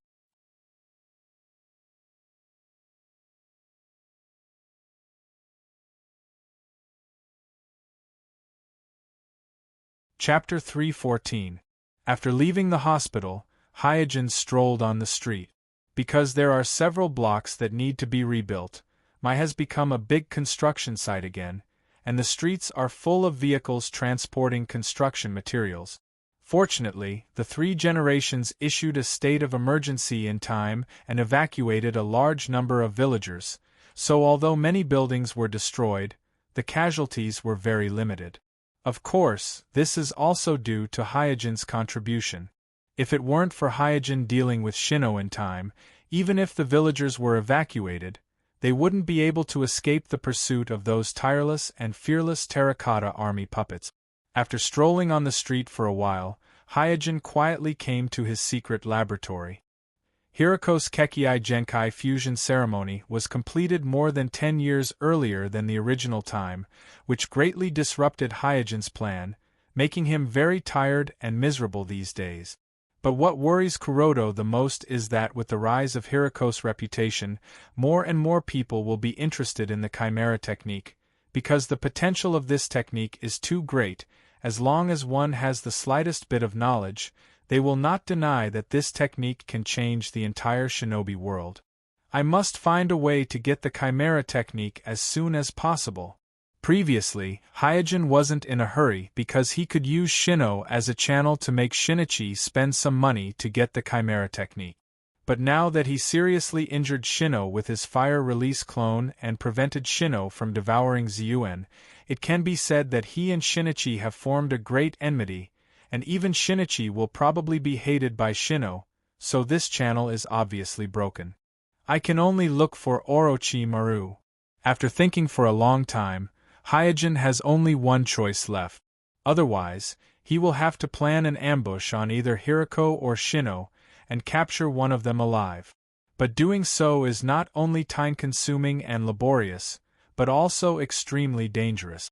If he is not careful, he will be besieged by the Akatsuki, so he will not choose this method unless it is absolutely necessary. After making up his mind, Hyojin left a shadow clone in the village, and then quietly left the village. A few days later, Hyojin came to a dense forest in the land of Tion.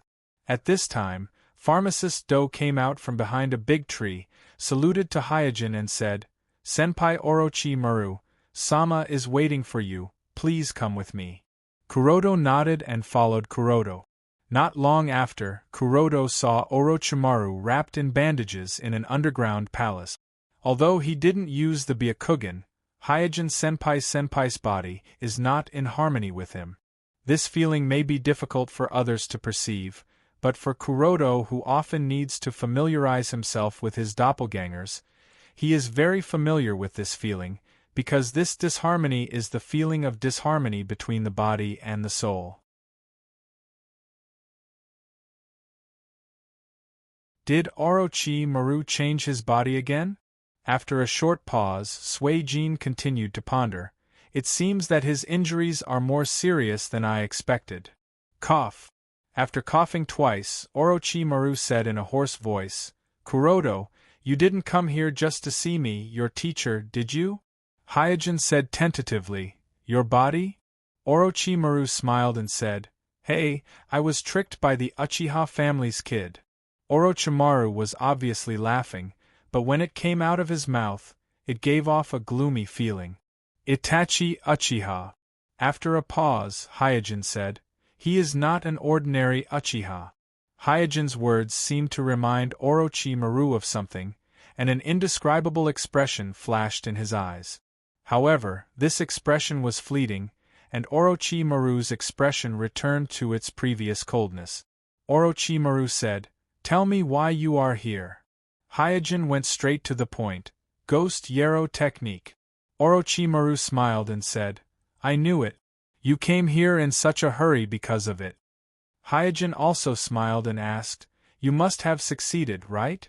Based on Hyojin's understanding of Orochimaru, he would never let go of any new technology that involved human body modification and Kekkai Genkai technique. Moreover, Hiriko's Ghost Yarrow technique could fuse multiple Kekkai Genkai technique at once. No matter how disdainful Orochimaru was with Hiriko, he would not relax in the slightest. This could be seen from the fact that he went to observe Hiriko's Kekkai Genkai fusion ceremony as a woman.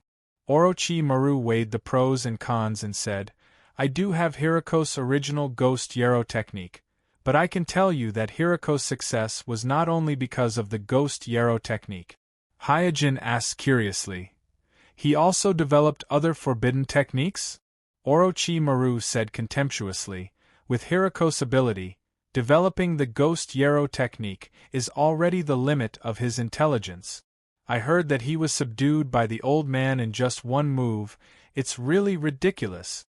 After teasing Hiriko for a while, Orochimaru said, "He was able to survive the rejection and survive until the end of the Kekkai Genkai technique, not only because of the Ghost Yarrow technique, but also because he mastered a kind of dark medical ninjutsu that he obtained from the land of demons." Hyojin thought to himself, "Dark medical ninjutsu, no wonder I felt traces of medical ninjutsu on his body at that time." Hyojin's Kekkai Genkai snare project is a clone, so the body's rejection is very light, so he is not too greedy for the dark medical ninjutsu. After pondering for a while, Hyojin asked, "What price do I have to pay to obtain the Ghost Yarrow technique and the dark medical ninjutsu?" Land of Rain, Akatsuki Base. Pain looked into the distance and asked, "So, this operation failed?" Obsidian shrugged. Pain said in a flat tone, "Stop this meaningless action." In Pain's eyes, Obsidian's operation is meaningless.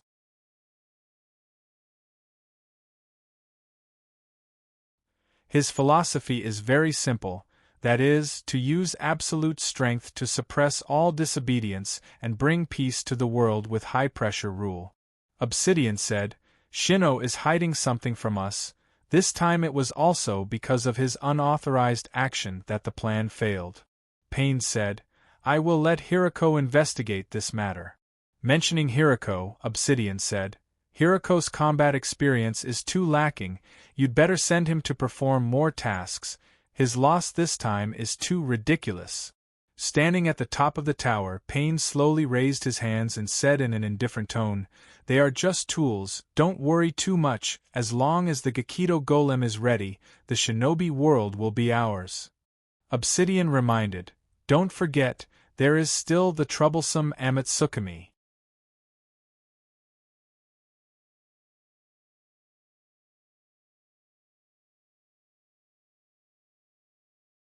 Chapter 315. Hyojin looked at Orochimaru calmly, waiting for him to state his conditions. "My condition is Itachi Uchiha. You send Itachi Uchiha to me. I can satisfy you with all the techniques of Chimera Jutsu and Dark Medical Ninjutsu." Orochimaru's tone seemed very casual, but Hyojin could clearly feel the subtle changes in his tone when he mentioned Itachi Uchiha. "Sigh, I knew it. This guy is obsessed," Hyojin secretly cursed. If Orochimaru coveted Uchiha's flames more than Itachi Uchiha, then after Itachi Uchiha's Manjikyu Sharingan, with Orochimaru's temperament, he will certainly value Itachi Uchiha more, which Hyojin expected. After a while, Hyojin said with a wry smile, "You are making things difficult for me, even you can't deal with an opponent, how can I succeed?" Orochimaru sneered. "Kuroto, I know your ability, as long as you are willing, you will certainly have a way." Hyojin curled his lips. "I have a piece of advice, but you may not like it." Orochimaru stared at Hyojin. "Let me hear it." I advise you to give up Itachi Uchiha. After a pause, Hyojin continued. You targeting him is like a mouse targeting a cat, there will not be a good result. These words are not Hyojin's sarcasm to Orochimaru, but his sincere advice. If Orochimaru wants to seize Itachi Uchiha's body, the last step of soul devouring is inevitable, and soul confrontation happens to be the specialty of pupillary Kekkai ninjas, especially Sharingan Kekkai ninjas. Even if Orochimaru can subdue Itachi Uchiha through other means, this last step of soul devouring is by no means an opponent of Itachi Uchiha, who has Manjikyu Sharingan. In the original world, in the soul confrontation, Orochimaru even lost to Uchiha Sasuke, who only has 3 Sharingan, and his identity as a devourer has become a devourer, so if Orochimaru insists, his fate is likely to be worse than the original world. After all, Itachi is different from Sasuke.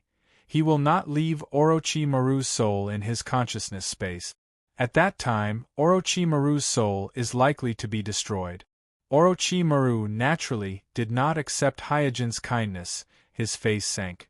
Kuroto, it seems that even you are starting to look down on me. Kuroto shook his head. No, I will never underestimate you, I just think that you shouldn't waste too much time on this, or maybe you should change to a better target. Anyway, there are so many Uchiha clansmen, why do you always have to focus on those that are difficult to deal with? Kuroto nodded. Humph, I don't need you to teach me a lesson. After a light snort, Orochimaru continued. If you want the technique, exchange it with Itachi Uchiha's body. Hyojin looked at Orochimaru silently. He knows that Orochimaru won't understand his good intentions if he doesn't really touch blood and walk through the gates of hell.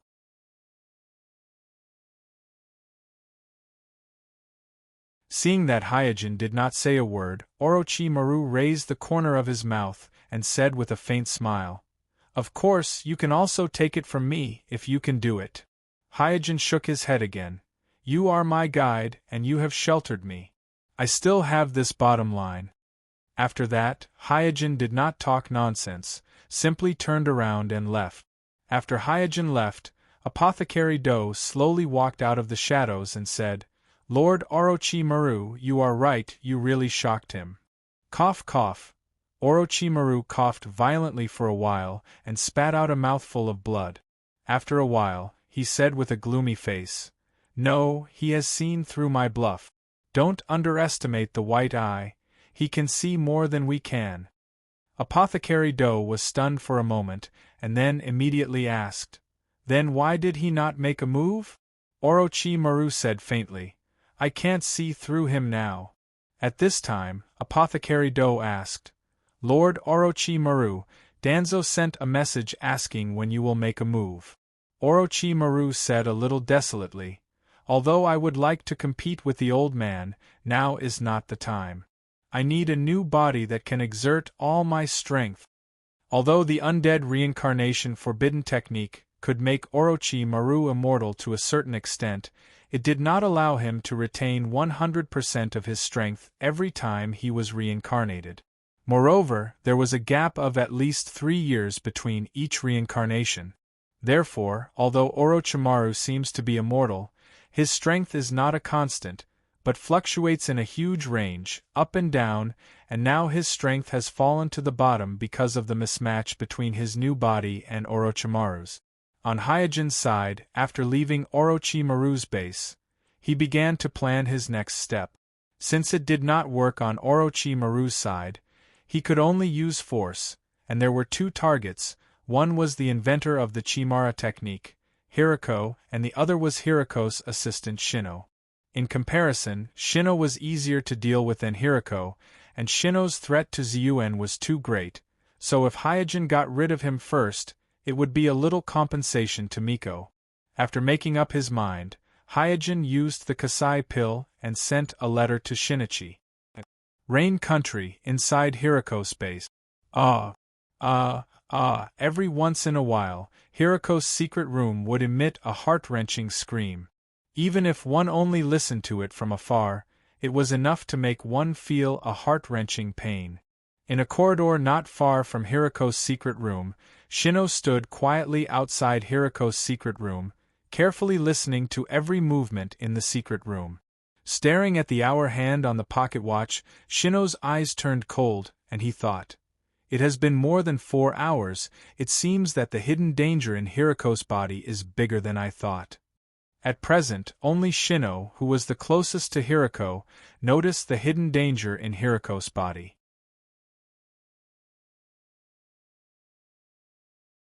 As for the other members of the Akatsuki, including Pain and Obsidian, they all thought that Hiriko's body had stabilized after the bloodline fusion ceremony, and there would be no more hidden dangers.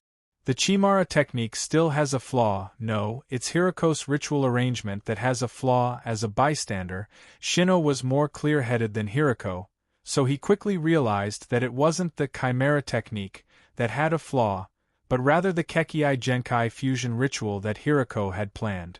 Dong dong, just as Shino was lost in his thoughts, a series of footsteps suddenly sounded in the corridor.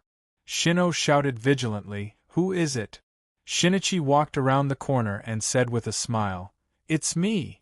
Seeing Shinichi, Shino's face immediately turned cold. The one who ruined his plan this time, Uchiha Inferno, was the spy that Shinichi left in Mai, so he naturally didn't have a good attitude towards Shinichi. At this time, Hiriko's heart-wrenching scream came again.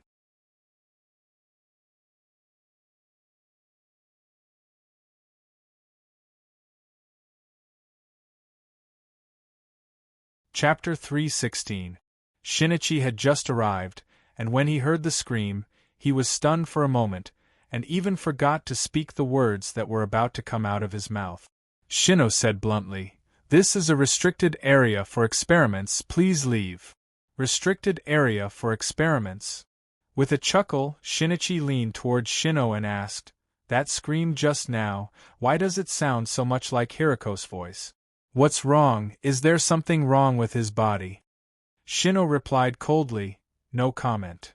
Shinichi didn't care and said with a smile, "I've already heard about your matter from Hikari, hehe, I didn't expect you to be hiding such a secret from the organization.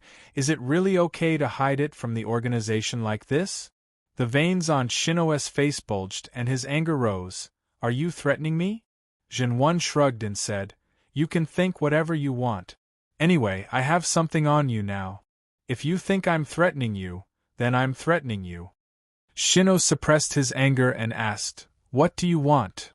"Hand over the Chimera technique, and I will pretend that I didn't hear anything about you wanting to devour the priestess. Otherwise, I'm afraid that the fact that you sabotaged the organization's operation for personal matters will be exposed." After a pause, Shinichi smiled and said, "At that time, you can only defect like Orochi Maru." Shino said, "I will not accept threats. I was originally prepared to confess this matter to the organization. Even if I am punished, I am willing to do so, so you don't have to waste your efforts." Shinichi curled his lips. "Is that so? Then forget what I said." With that, Shinichi walked towards the outside of the base. Shino suddenly stopped Shinichi and said, "I didn't expect that you, who possesses the Manjikyu Sharingan, would also covet Hiriko's Chimera technique. It's really ironic." Shinichi didn't look back, but raised his hand. "You'd better confess quickly, otherwise I'll let the cat out of the bag. Oh, by the way, I also heard that you colluded with Orochi Maru. You'd better confess this matter to the organization. I hope the leader will spare you." When he heard Shinichi mention the words Orochi Maru, Shino's heart suddenly jumped, and he panicked. After confirming that Shino had left the base, Shino secretly thought to himself, "Once the organization knows that I've been hiding something from them, I'm afraid that they will no longer trust me. At that time, I'm afraid that even Hiriko will be wary of me." Shinichi, Genkai Shinichi. He doesn't have, Shinichi doesn't have any. Now that Shino has already borrowed the Akatsuki's resources, and most of Hiriko's technology is already in his hands, even if he wants to leave the Akatsuki, it's not a difficult choice for Shino. Shinichi secretly made up his mind. Maybe it's time.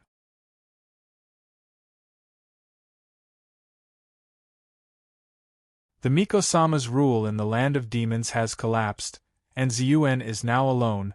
Even with Mai's protection, she's just an insignificant little girl. Shinichi feels that as long as he is patient, it's only a matter of time before he devours Ziyuan and obtains the Miko-sama's power. After deciding to leave the Akatsuki organization, Shinichi's first step was to move materials and experiment materials. Although this base is nominally Hiriko's, in fact, many of the laboratories inside belong to Shinichi, and many of them contain important experiment materials. Since he wants to leave the Akatsuki organization, he naturally won't let go of these materials. Knowing that Shinichi won't give him too much time, Shinichi acted quickly, taking advantage of Hiriko's pain in the secret room. He emptied more than half of the laboratory with a storage scroll. After completing the transfer of materials, Shinichi adjusted his mentality and walked towards the tower where the leader of the Akatsuki organization is located. It didn't take long for Shinichi to see Pain. Pain looked at Shinichi and asked indifferently, "What's the matter?" Shinichi said respectfully, "Something happened to Hiriko's body, and I need some herbs, so I may have to leave the country of rain for some time." Shinichi knows very well that he must find an excuse to leave the country of rain, otherwise, even if his strength has greatly increased after devouring the Morio, he will never be able to escape from the country of rain. And Hiriko's hidden danger is undoubtedly the best excuse. With Hiriko's current physical condition, even if he survives the hidden danger, he will still need a long time to recuperate. During this time, no one will suspect his whereabouts, which is more than enough for him to escape from the country of rain and hide in any corner far away from the country of rain. Pain doesn't care much about this kind of thing, so he didn't say anything and just nodded indifferently. Shinichi felt like he was pardoned and breathed a long sigh of relief. Just as Shinichi was about to turn around and leave, Conan, who was beside Pain, stopped him and asked, "Why do you look so nervous?" Shinichi reluctantly turned around and explained with a smile, "I don't know why, but in front of the leader, I always unconsciously feel nervous. Maybe it's because the Rinnegan is too frightening." Conan coldly snorted and said, "I hope you don't have too many thoughts that you shouldn't have, and focus on working for the organization." Shinichi quickly nodded. "This time it's my responsibility, please forgive me, there won't be a next time." After leaving the tower, Shinichi directly put on a raincoat and rushed towards the direction of the country of fire.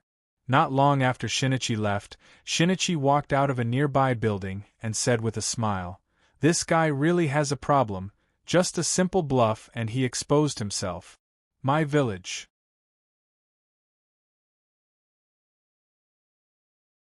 Bang! With a burst of white smoke, the figure of Kasai once again appeared in Hyojin's house. Hyojin consciously paid the money and received the scroll from Shinichi. Opening the scroll, Hyojin suddenly smiled and said, "This guy really doesn't have the same heart as the Akatsuki." These days, Hyojin carefully analyzed the Akatsuki's plan that night, and Shinichi's behavior is undoubtedly destroying the Akatsuki's plan, because no matter what method Shinichi used to attack Ziyuan, it will let Mai know that there is an external force involved, and with the steady style of the 3 generations, they will certainly not fall out with Uchiha on the spot. In addition, Shinichi colluded with Orochimaru, who betrayed the Akatsuki. From these 2 points, it can be seen that Shinichi and the Akatsuki are not on good terms. Shinichi, who has the support of the Akatsuki, and the Akatsuki without the support of the Akatsuki, are 2 different concepts. Since Hyojin decided to take action against Shinichi, the first thing to do is to get rid of Shinichi's backer. Now, I just need to find out where Shinichi is hiding, then I can gather people to take action. It may be difficult for others to find out where Shinichi is, but for Hyojin, it is simply a piece of cake. One must know that the senses are mutual. If Shinichi can sense Ziyuan's location, then Ziyuan can naturally sense Shinichi's location. As long as Ziyuan is there, Shinichi has nowhere to run.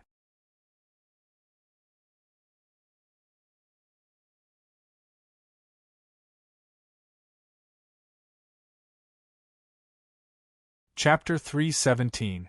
Because all the members of Class 11 were injured, especially Homusubi, Homusubi's injury was quite serious, so Hokage-sama gave Class 11 half a month off. Hyojin took advantage of the free time during the vacation to take Zyuen and Asuho to tour the Mai village. During this period, Hyojin mentioned to the three generations that he wanted to send Zyuen to the ninja school. The three generations also hoped that Zyuen, the future ruler of the land of demons, can be on good terms with Mai, so he agreed to Hyojin's proposal without thinking and also said that he will instruct the ninja school to give extra care to Zyuen. It must be known that the financial income of the Mai village is divided into two major parts. Among them, one is the financial support of the daimyo of the Land of Fire, which is similar to the other 5 great shinobi villages. The other part was the income from the various missions entrusted to him. Although the Land of Demons is a small country, it is still a country. Once Zyuen grows up and regains the rule of the Land of Demons, then Mai will be able to get a variety of tasks from the Land of Demons alone. After touring around the Mai village, Hyojin brought Zyuen and Asuho to the Hyuga clan. Richa personally received Zyuen and led Zyuen to the Hyuga clan mansion. In the practice field of the mansion, Hinata and Ningxi, who are the same age as Zyuen, performed a soft fist competition for Zyuen that the Hyuga family is famous for in the shinobi world. After standing in the field, the two little guys saluted. Byakugan, open!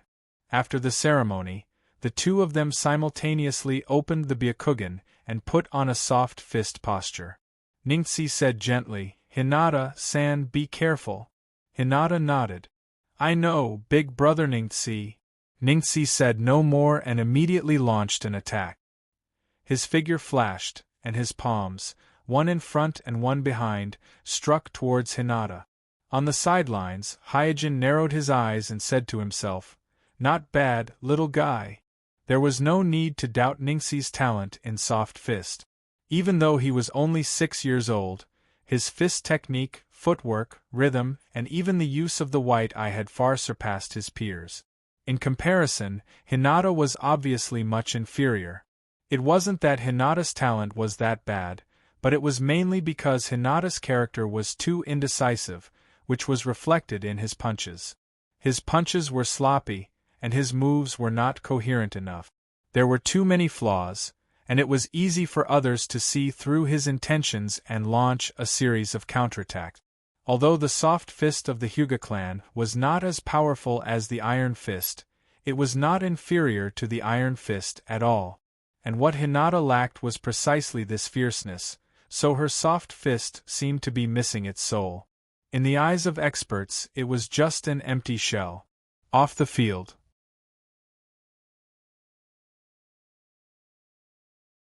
Zyuen leaned close to Hyojin's ear and whispered, Big brother, why do they only compete with fists and feet? Aren't ninjas using ninjutsu?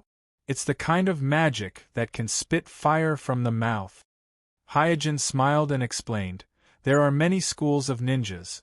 For example, our Hyuga clan only specializes in soft fists. Zyuen pouted and said, Oh.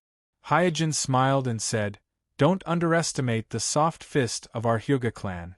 Although it looks like a physical technique on the surface, in fact, every move and every style involves the meridians of the human body and the use of chakra. It is a very complicated and dangerous fist technique. When it is used, it can kill the enemy without leaving a trace. Zyuen was a little unconvinced. Is it really so powerful? Hyojin said, Of course. Bang bang with 2 muffled sounds, Hinata on the field was careless and was hit by Ningxi's soft fist. Her whole body was hit and flew out. Ningxi was also shocked. He thought that Hinata could avoid his move. He didn't expect that Hinata would hit him, so he quickly stepped forward and wanted to help Hinata up. Don't help her, let her stand up by herself. At this time, Hayashi's cold voice came from the side of the field. Ningxi had to stand aside, looking a little helpless, while Hinata bit her lip and got up from the ground. Richa saw that Hinata was seriously injured and wanted to let Hinata rest, but looking at Hayashi's face next to him, he knew that if he asked Hinata to rest at this time, Hayashi would definitely not agree, so he said to Hyojin, "Kuroto, go and give some advice to Ningxi." Hyojin naturally saw through Richa's thoughts, smiled, nodded and walked to the field. While Hyojin was giving advice to Ningxi, Hinata covered his injured arm, retreated to the field, and sat down next to Hayashi. Hayashi didn't look at Hinata the whole time, as if Hinata wasn't in his eyes at all. On the field, Ningxi bowed to Hyojin and said very formally, "Brother Kuroto, please advise me." Hyojin smiled and said, "Make your move with the determination to kill me." Ningxi nodded and took a deep breath. The meridians on both sides of his eyes bulged higher. Swish, in the sound of the wind, Ningxi attacked. It could be seen that when he was fighting with Hinata just now, Ningxi had already held back. At this time, he attacked with all his strength, and his speed was faster than before. The 8 trigrams palm with both palms was so fast that it was like a shadow. However, even so, Ningxi's palms still couldn't reach Hyojin at all. Hyojin's steps weren't big, but each step was just right, allowing his body to perfectly avoid Ningxi's palm attack. Therefore, Ningxi's whole set of 8 trigrams palm didn't even touch Hyojin's body. Huff! Huff! Ningxi gasped violently while staring at Hyojin, his face full of disbelief. Hyojin said, "Your speed can actually be faster." Ningxi retracted his stance and said, "But in that case my move will be distorted." The distortion of the move will indeed affect the power of the move. After a pause, Hyojin continued, "But if your palm technique can't even touch the enemy, what's the use of having great power?" Ningxi was thoughtful. Hyojin glanced at Hayashi and Richa beside him. His words were actually not only said to Ningxi, but also to Hayashi and Richa beside him. The Hyuga family's education was too rigid, causing the Hyuga people to be bound by too many rules and regulations from an early age, making it difficult for them to show their nature. For example, Hinata was obviously not suitable for soft boxing, but he was forced to practice it. In the process of growing up, his body and mind were seriously injured, causing his character to become more and more timid. As a family with the bloodline of the pupil technique, the Hyuga family obviously couldn't keep up with the pace. In Hyojin's generation, there was no one else who could show off except him. The overall strength of the family declined year by year, and compared with the Uchiha clan, which could stir up the ninja world, it was simply not worth mentioning. A rare genius like Ningxi in the family also became dispensable cannon fodder in the original time and space, and died in confusion.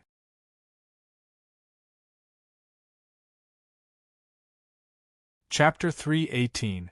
Outside the Hyuga clan's territory, Richa pulled Hyojin aside and asked, "Kuroto, what you said to Ningxi in the mansion just now, did you mean something else?" Hyojin smiled and didn't deny it. Richa asked seriously, "Do you have an opinion on the family's education system?" Hyojin said, "It's not an opinion, just some suggestions." "What suggestions?" Hyojin said slowly, "Our Hyuga clan can't just focus on soft fist, we also need to dabble in other aspects, otherwise, it will be difficult for us to gain a foothold in the shinobi world in the future." Hizashi-sama furrowed his brows. "What other aspects are you referring to?" Compared with the traditional Hyuga clan, as a member of the branch clan, Richa has more motivation to reform, but limited by his vision, Richa doesn't know how to reform and where to start. Hyojin shrugged. "Of course, it's my weakness." Weakness? Richa was a little puzzled. The soft fist of the Hyuga clan can be used against almost any enemy, and there is no obvious shortcoming, so he didn't quite understand which aspect Hyojin referred to. Hyojin shook his head and sighed lightly. Even Richa doesn't have a thorough understanding of the weaknesses of the Hyuga clan. Richa said, "Well, just say it, what is the weakness of the Hyuga clan?" Hyojin stretched out a finger. "We can't deal with the tailed beast." The soft fist of the Hyuga clan can easily destroy the enemy's meridians, but once they encounter a huge monster like the tailed beast, the power of the soft fist is limited. Richa was a little speechless. A monster of the level of the tailed beast is not something that 1 or 2 ninjas can deal with. It's normal that our Hyuga clan can't deal with it. Hyojin shook his head and said in a deep voice, "In Uchiha there are a lot of people who can subdue the tailed beast one-on-one. Why can't our Hyuga subdue the tailed beast one-on-one? Why do we see ourselves as normal ninjas? Wasn't White Eyes a type of ocular technique bloodline inheritance? Could it be that Byakugan is only fit to be a scout in the team?" Richa was rendered speechless by Hyojin's questions. Hyojin stretched out another finger. "We can't deal with Susanoo, but an Uchiha who knows Susanoo can sweep away all the Hyuga. In the face of Uchiha's Manjikyu Sharingan's Susanoo, no matter what kind of soft fist it is, it seems ridiculous." Sasuke's ridicule towards Hinata in the snow before is not entirely child's nonsense, but as more and more Manjikyu Sharingan Uchiha appears, the Hyuga clan which is equally famous as Uchiha appears more and more powerless. Richa opened his mouth and wanted to refute, but found that he was also helpless in the face of Uchiha's Susanoo. Hyojin no longer provoked Richa and said, "We need more powerful moves, we need a larger summoning beast, and we also need a sealing technique that can be used with Byakugan. In short, there are more and more monsters in the shinobi world, and our Hyuga clan needs the ability to deal with these monsters." What Hyojin said is what he thinks the Hyuga clan lacks the most. Especially in the aspect of summoning beasts, Hyojin feels that the Hyuga clan should spend a lot of money to win over a summoning beast with a large size. Only in this way can the Hyuga clan have the power to fight in the face of a huge monster. Secondly, the same is true for sealing technique. It is ridiculous that the Hyuga clan can develop a sealing technique like Cage Bird for their own people, but they don't have many sealing techniques that can be used to deal with the enemy. Soft Fist is too delicate, which also leads to the general applicability of Soft Fist is not as good as Steel Fist. In the final battle of the original time and space, although Guy failed to kill Madara with a kick, but at least he was about to intervene in the battle and become an important combat force. And the Hyuga clan who practices Soft Fist, from the beginning of Pain's attack on Mai, has become a passerby among passersby. From Patriarch Hayashi to Ningxi and Hinata, they are all cannon fodder that can't affect the battle situation. The only commendable thing is the detection ability of Byakugan. It can be said that the Hyuga Kekkei Genkai of the Hyuga clan has completely become a detection talent. Hyojin continued, "Soft Fist has made our Hyuga clan, but it also limits our Hyuga clan. It's time to change all this while it's not too late." Richa said, "Let me think about it." Hyojin didn't say much and asked, "By the way, who in the family has mastered the spiritualization technique?" Richa asked, "Spiritualization technique? No one in the family should know this secret technique." Hyojin wanted to tell Richa in detail about the spirit body he saw that night, but after thinking about it for a while, he decided not to beat the grass and startle the snake for the time being, so he said, "Oh, I just asked casually." After saying that, Hyojin led Zyuen and Ase in the direction of his home. For the Hyuga clan, Hyojin still doesn't have much say, or even Patriarch Hayashi can't change the status quo of the Hyuga clan. The traditional and conservative forces of the entire Hyuga clan are too strong, so strong that no one can compete with them. In the territory of the Land of Hot Water, a ninja wearing a forehead protector said to Shino, "Sama, the materials you ordered, we have already transported them into the Enchebdian city." Shino nodded. "Very good." Kanashin asked, "Sama, when can we stop hiding and start the real revenge against Mai?" "Soon, our Kanashin village will soon rise." With a smile, Shino looked into the distance and said, "We will completely bury Mai in the air." Kanashin was excited. "Sama, are we going to start the Enchebdian city now?" The Enchebdian city, mentioned by this Kanashin is the last essence of the Kanashin village, and also the secret fortress of the Kanashin village, a city that can fly in the air. Not only can this fortress fly in the air, but it also has a superweapon that is even more powerful than the Jade Tail Beast. In the original space and time, Shino only relied on his inferior Zero Tails to activate the superweapon on the Ankebdian city. Not only did it destroy a mountain in one fell swoop, but its power was not reduced, and it also destroyed several Kanashin villages dozens of miles away. One of the reasons why Shino is obsessed with the artificial-tailed beast plan is that he needs the chakra of the artificial-tailed beast to activate the air fortress Ankebdian city, and the superweapon on it. Now that Shino has a more powerful source of chakra than the Zero Tails in the original space and time, it is easier to control Ankebdian city.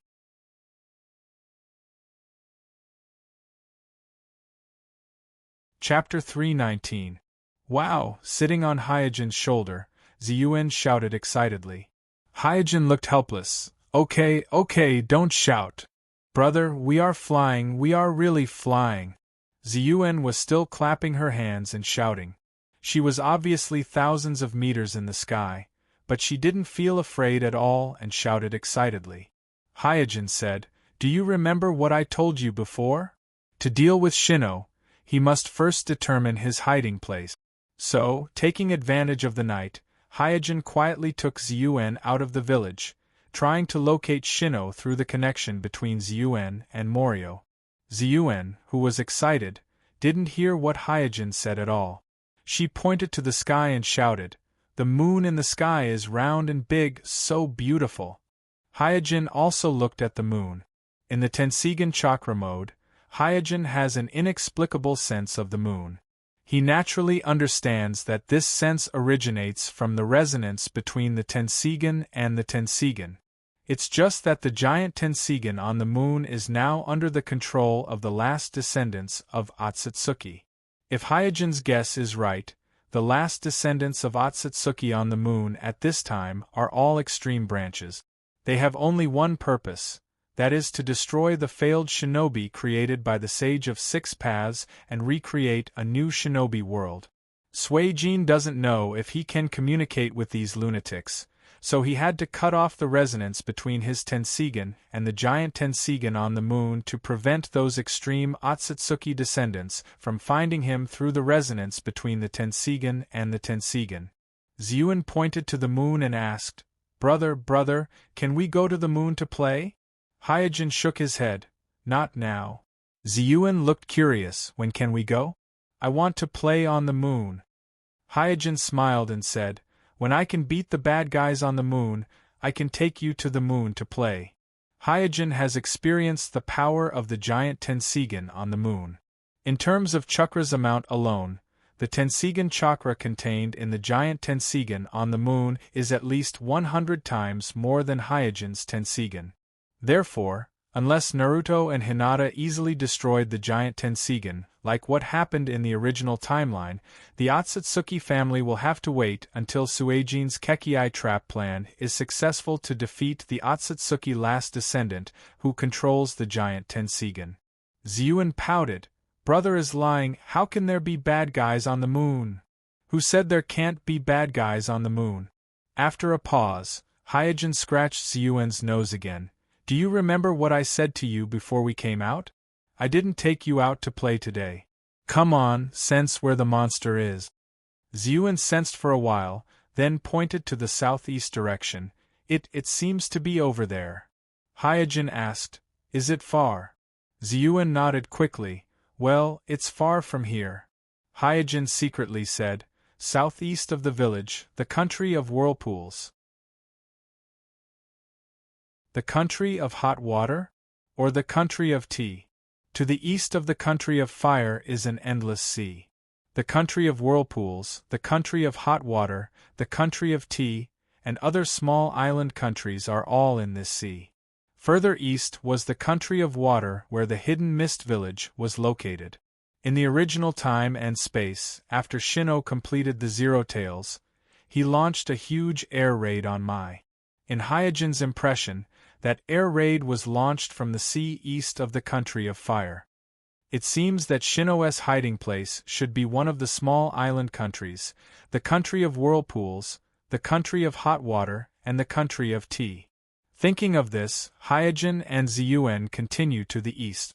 After a few hours of flight, Hyojin came to the eastern coast of the country of fire. He roughly identified the direction, then asked Ziyuan, "Ziyuan, sense again?" Ziyuan sensed again, then continued to point to the east. "This direction, that is the country of hot water." Hyojin did not hesitate and continued to fly towards the country of hot water with Ziyuan. After crossing the sea, Hyojin soon saw the peninsula of the country of hot water, and at this time Ziyuan shouted, "I sense it, he is not far away." "Not far away?" Hyojin immediately fell from the air and released the Tenseigan chakra mode. At this moment, he was in a dense forest. Everything in sight was lush and lush, giving people a sense of vitality. At this time, Ziyuan pointed in a direction while trembling. The closer she got to the demon Morio, the more scared Ziyuan was. If it weren't for Hyojin beside her, she would have been scared to tears. Hyojin patted Ziyuan on the shoulder and said, "Don't be afraid, I'm here." Ziyuan asked in a low voice, "Brother, can we really kill him after we find his lair this time?" Hyojin smiled and said, "Of course." After passing through a dense forest, Hyojin found a sentry post. He used the Byakugan to observe for a while and found that all the ninjas in the sentry post were wearing the forehead protector. Obviously they are the remnants of the Konoha. After bypassing these sentry posts, Kuroto found a huge pile of materials. Mountains of materials were piled up there, and there were many ninjas in the clothes of the Konoha carrying the materials. It seems that they are going to transfer these materials to somewhere. At this point, Hyojin no longer needs Ziyuan to continue to locate them, so he quietly left with Ziyuan. After returning to the village, Hyojin came to the Uchiha clan alone and called Itachi to Jishui's house and said, "I have investigated the hiding place of the Akatsuki Shino." Jishui's face sank. "Is it the Shino who destroyed several streets in the village?" Hyojin nodded. Itachi asked, "Kuroto-san, what do you mean?" Hyojin said coldly, "Amatsukami is going to take action." Jishui asked, "When will we take action?" "Of course, the sooner the better." After a pause, Hyojin continued, "Shino is currently the Morio's Jinchuriki. He is very strong, and there are a large number of Konoha around him, so this time, Jishui, Itachi, you both have to participate." Shursui and Itachi looked at each other, and then nodded in unison. Hyojin said, "Hiro is responsible for Shino, so this time she will lead the team, you three will act together." Jishui was startled. "Hiro?" So far, Jishui hasn't had any dealings with Hyojin's fire release clone, so although he has heard of Uchiha's fire release clone, he is not familiar with it. Itachi asked, "Is Hiro Senpai leading the team? What about you, Senpai?" Hyojin shook his head. "I will not participate in this operation."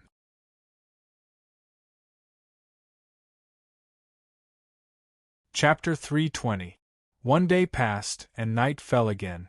3 figures appeared in a small forest outside my village. All 3 of them were wearing black gold-rimmed cloaks and masks with flame patterns on their faces. Although the 3 of them looked exactly the same, the feeling they gave off was different. A mysterious man with a ponytail and a long sword on his waist leaned quietly on a big tree, giving off a feeling of calmness, ease, and a faint sense of laziness. The mysterious man with short hair, black gloves, and a short sword on his back crossed his arms in front of his chest, giving off a clean and energetic feeling. The last mysterious man, who was smaller and didn't hold a sword, but had a ninja bag tied around his waist, was very quiet, with an inexplicable sense of mystery. There was no doubt that these 3 people were Hyojin, Uchiha Jishui, and Itachi Uchiha, who controlled the fire release clone. Seeing that everyone was here, Hyojin grinned, "Flame demons, let's go!" Swish, after that, Hyojin, who was controlling the fire release clone, flashed and disappeared. Jishui didn't say anything, just nodded gently, and immediately activated the body flicker technique, and disappeared quietly. Itachi looked back in the direction of the village, and then disappeared with a swish. In the blink of an eye, the small forest returned to peace again, as if the scene just now was just an illusion in the country of hot water. In a tent, Shino was carefully looking at the drawings. The treasure of the Sky Ninja Village, the Sky Fortress Ankebdian, was not intact at this time. In the war launched by Mai against the Sky Ninja Village a few decades ago, Ankebdian had been shot down once. Therefore, Shino's top priority now was to completely repair Ankebdian and let it fly again. The repair of the weapon system is almost complete. Now, as long as the power system is repaired, Ankebdian can fly again.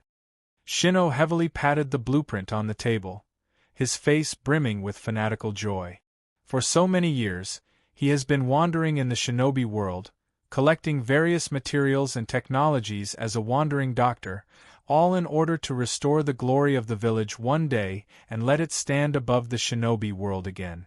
Suddenly, an air ninja stumbled into Shino's tent and said, My lord, someone is attacking our outer sentry post. We have lost contact with 14 sentry post. What? Shino was shocked. Although the quality of the ninjas is not high, they are also formally trained ninjas. Unless they encounter ninjas from the great ninja village, they are not afraid of ordinary wandering ninjas and bandits. And the attacker was able to capture more than a dozen sentry posts stationed by the ninjas in a moment. This alone shows that the strength of the attacker is not weak. At this time, another ninja rushed into Shino's tent and said, Sir, there is only one attacker, but, Shino hurriedly asked, But what? Kanjin said, the opponent was wearing a black cloak and a mask with a flame pattern. He seemed to be the rumored fire demon from Amatsukami. Amatsukami? Shino's face suddenly sank. What he is most afraid of now is encountering troublesome people like Amatsukami and Akatsuki. The more he understands about the shinobi world, the more he knows what these mysterious organizations mean. And according to the intelligence of Amatsukami, almost all of the members of Amatsukami have the strength of Kage class. Especially the fire demon of Amatsukami, it has been confirmed that he has the Manjikyu Sharingan. He is definitely a powerful enemy that is not inferior to Uchiha Shinichi.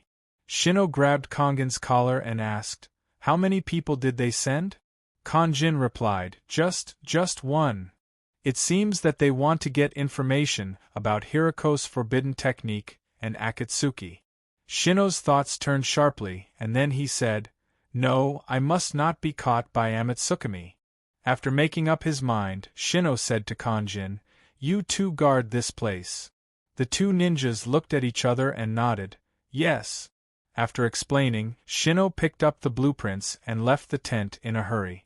Originally, he wanted to wait for all the materials to be transported to Anchorbandi, and then repair the power system of Anchorbandi so that this sky fortress can fly again. But now that the situation had changed, he had no choice but to immediately repair the power system of Ankebdian and activate Ankebdian before the Balrog from God's organization could break into the core area and move the entire sky fortress. Shino rushed all the way and soon arrived at the entrance of a ruin. The brick ruins in front of him, which seemed to be covered with vines, is the treasure of the Sky Ninja Village, the Air Fortress Ankebdian. Of course, the main part of the fortress is buried underground, and only a small part of the superstructure of the air fortress is exposed on the surface. Just as Shino was about to enter the sky fortress, a figure came out and stopped in front of him. Shino's pupil shrank, and he said in surprise, How did you find this place? The one who stopped Shino was none other than Hyojin, who was controlling the fire demon clone. He was holding the hilt of his sword with one hand and stroking the stone bricks of the sky fortress with the other hand, and said with a smile, You are in a hurry, where do you want to go? Shino's face was gloomy for a while, then he smiled and said, What do you want? I can cooperate with you. I have already left the Akatsuki organization. Under the mask, Hyojin smiled. This Shino really has no moral integrity. Then he said, "What I want, you should be very clear." Shino said, "If I didn't guess wrong, what you want should be Hiriko's forbidden technique, Chimera technique." Hyojin nodded. Shino said, "Please come with me." After saying that, Shino bypassed Hyojin and walked towards the inside of the Sky Fortress. Hyojin thought for a while, then followed without saying a word. Kuroto has been eyeing the Sky Fortress of the Shinobi Village for a long time.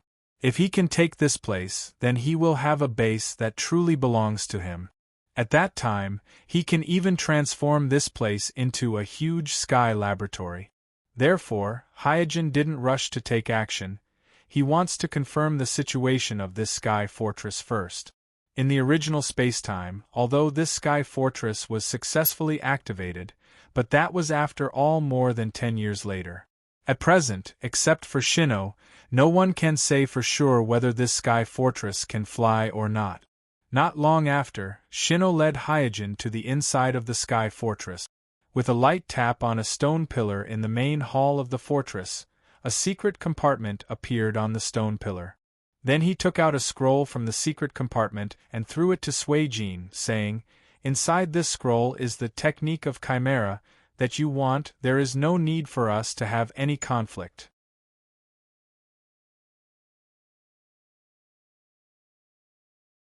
Chapter 321.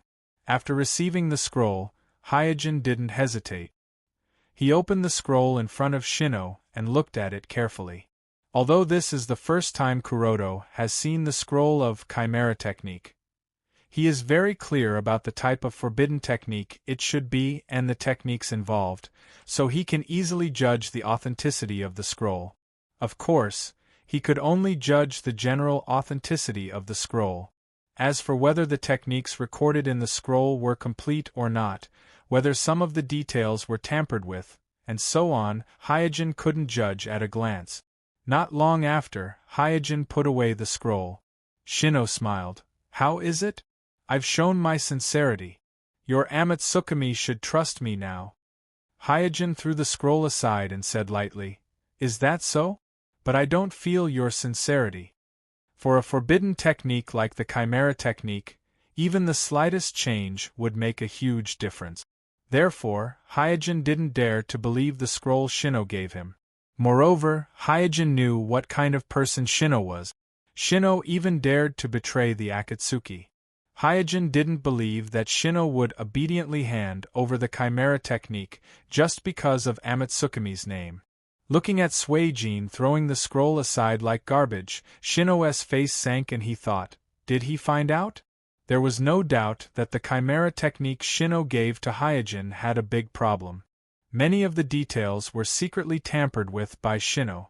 If Hyojin followed the Chimera technique on the scroll, Hyojin's experiment would inevitably fail. Shino naturally wouldn't admit that there was a problem with the scroll.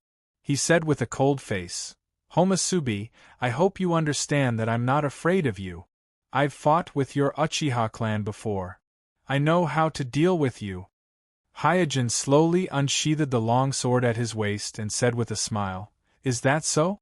Then I really want to see how you deal with the Uchiha clan." Shino's expression froze when he saw the sword that Hyojin pulled out. He was in disbelief. "This sword?" Hyojin smiled and said, "Do you recognize me? Isn't this the sword of Uchiha Flame?" After being stunned for a moment, Shino took a step back, pointed at Hyojin and said, "Damn it, your Uchiha Flames? How dare you pretend to be Fire Demon from God's organization to trick me?" When he fought with Hyojin that night, Shino had seen Hyojin's longsword, so when Hyojin pulled out the longsword, Shino immediately saw through Hyojin's identity. However, he obviously thought that Hyojin was pretending to be Fire Demon from God's organization to trick him. After all, the identity of Uchiha Flames was just a subordinate of Uchiha Shinichi, a member of Akatsuki. Therefore, in Shino's eyes, Uchiha Flames couldn't be Fire Demon from God's organization because Fire Demon from God's organization has been confirmed to have Manjikyu Sharingan. Shino's arrogance quickly grew and he said fiercely, "You ruined my plan last time, and I haven't even settled the score with you yet. How dare you come to me again? You really don't know what's good for you." Hyojin said, "If I remember correctly, the one lying on the ground after the last fight was you." Shino roared with a ferocious expression, "Yes, I lost last time. I fell into your trap, but this time is different. I will let you know my true strength." After saying that, Shino struggled with his hands, and the chakra on his body suddenly burst out, shattering all the clothes on his upper body. Whoosh! In an instant, a black chakra visible to the naked eye spread over Shino's body, wrapping him up from head to toe. With the continuous eruption of this violent black chakra, Shino's muscles also swelled, and his body shape also changed. His whole body seemed to be bigger. Ha ha ha! While laughing, Shino gently stepped on the hard floor tiles and immediately broke them. "See?" Shino grinned and then said, "This is the ultimate change of the physical body. The chakra of the Morio has the ability to constantly reshape the body. After becoming the Morio's Jinchuriki, my body is the most powerful war machine." As if to confirm his words, Shino stepped heavily on the floor tiles, and at the same time, he shouted, "8 inner hidden gates, the first gate, open." Bang! As Shino opened the first gate of the 8 inner hidden gates, a wave of air that could be seen with the naked eye appeared around his body. At this time, Shino punched the air in front of him, stirring up a large wave of air. At the same time, he shouted, "8 inner hidden gates, the second gate, open." Bang! With a muffled sound, the air wave on Shino's body soared again. Looking at Hyojin, Shino twisted his neck and said jokingly, "It's not over yet. 8 inner hidden gates, the third gate, open. Fourth gate, open." Bang! After opening 2 gates in a row, the air wave on Shino's body became stronger. With the black chakra on his body, he gave people the feeling that he was a savage beast from the wilderness. Shino couldn't help but roar, "I feel that my blood is boiling." Uchiha Flame, regret it, cry and howl. 8 inner hidden gates, the 5th gate, open. 6th gate, view gate, open. Boom! In an instant, the air wave on Shino's body rolled back and made a roar. At the same time, the air wave that was distorted to the point of refracting light intertwined with a large amount of black chakra, producing a circle of black blurry halos that covered Shino's body. Under the mask, Hyojin's face became gloomy. He really didn't expect that Shino had mastered the secret technique of the 8 inner hidden gates and could open the 6th gate, view gate, in a row. Don't think that as long as you have the secret technique scroll of the 8 inner hidden gates, you can easily cultivate the 8 inner hidden gates. The difficulty of cultivating the 8 inner hidden gates was far above many secret techniques. It was not something that could be cultivated casually. Guy's father painstakingly studied day after day and cultivated the 8 inner hidden gates for a full 20 years before he completely mastered it and taught it to Guy. Guy gave up the cultivation of ninjutsu, gave up the cultivation of illusion, and focused on body techniques for so many years. At present, he could only open the 6th gate, view gate. The 7th gate, wonder gate, was still being explored. From this, it could be seen that even someone as talented as Guy would need to practice day after day, year after year, to completely master the secret technique of the 8 inner hidden gates. Shino, this guy, although he was an enemy, Hyojin really admired Shino's ability. This guy could always do something unexpected.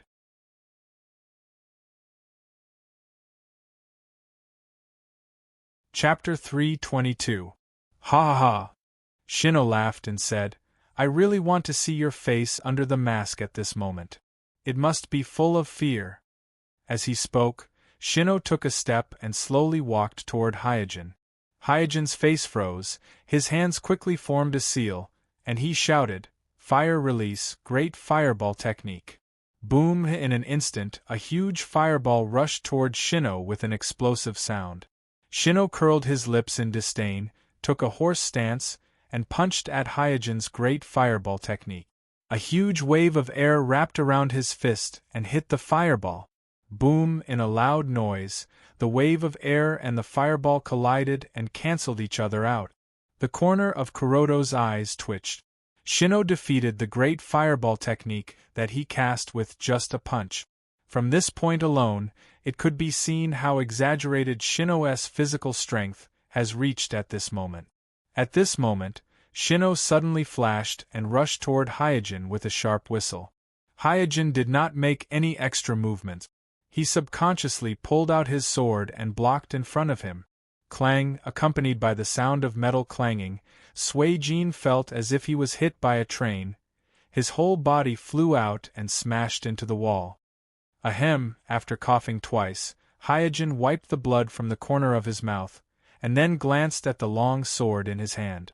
To his surprise, the long sword in his hand was completely distorted and turned into a pile of scrap iron. Although this long sword was not comparable to the Kusanagi pill and was not a divine weapon, it was carefully chosen by Hyojin. He did not expect that it could not even withstand one blow from Shino. Getting up and dusting off his body, Hyojin threw away the distorted long sword and said, "Hey, interesting." Swoosh! Before Hyojin finished speaking, Shino rushed up again and hit Hyojin with a punch. However, Hyojin's body wasn't sent flying away like before. Instead, along with a series of cawing sounds, his body split into countless black crows and scattered in all directions. Soon, the crows gathered together again in the air, revealing half of Hyojin's body. In the air, Hyojin looked down at Shino and said indifferently, "Although your speed is very fast, but unfortunately, you still can't escape the inside of my Sharingan." At that moment, another person walked into the passageway. He was also dressed like a flame demon. He held a dagger in his hand, and the blade was still dripping with blood. It was as though he had just experienced a massacre. Shino furrowed his brows and shouted, "Another fire devil? Humph, stop pretending. I know you're not from Amatsukami. Did Shinichi Uchiha send you here?" The new Homasubi is undoubtedly Shursui. He felt the extraordinary and terrifying amount of chakra in Shino's body and secretly raised his vigilance. Immediately afterward, another fire devil walked into the hall and said lightly, "The ninjas outside have all been dealt with." In the air, Hyojin smiled and said, "This guy is a bit troublesome. Let's do it together." The other two fire devils nodded at the same time. Shino's face was a little gloomy at this time. He thought that there was only one enemy, Hyojin. He didn't expect that two more would suddenly appear, catching him off guard. But he wasn't too worried. With the appearance of the second and third fire devils, he was more and more convinced that the attackers in front of him weren't fire devils from Amatsukami. Because in his mind, it's impossible for there to be three fire devils. "Since you want to die, then I'll fulfill your wish." After shouting, Shino's body swayed, and he directly pounced on Jishui. However, although Shino was fast, Jishui wasn't slow either. When Shino's fist was about to hit Jishui, Jishui's body flashed, and he secretly went behind Shino. The short sword in his hand also slashed at Shino's back. At the same time, Itachi, who was next to Jishui, shot several shurikens at Shino. These shurikens were all wrapped in tough steel wires. They collided with each other in the air, changing their direction, and their flying trajectories intertwined with each other. In an instant they weaved into a large net made of steel wires, and Shino was trapped in it. Clang! But when Jishui's short sword slashed at Shino's back, the expected blood splatter did not happen. Instead, Jishui's steel short sword made a crisp sound as if it had hit a piece of iron stone. Bang bang bang! As soon as Shino turned around, his rock-hard muscles broke all the steel wires that Itachi had set up. Shino laughed loudly. See? This is the ultimate meaning of the body. 8 inner hidden gates, the 7th gate, Gate of Wonder, open. Boom, another explosion sounded, and the air waves on Shino's body spread out violently, pushing Jishui and Itachi, who were not far from him, away. The gravel on the ground around them also flew up in the air waves, and they floated around Shino, as if an inexplicable field had appeared around Shino. Jishui staggered a few steps, and after standing firm, she said in surprise, 8 inner hidden gates? On the other side, Itachi, who was holding the wall, also looked surprised. He can actually open the 7th gate? Shino laughed arrogantly and said, surprised, right?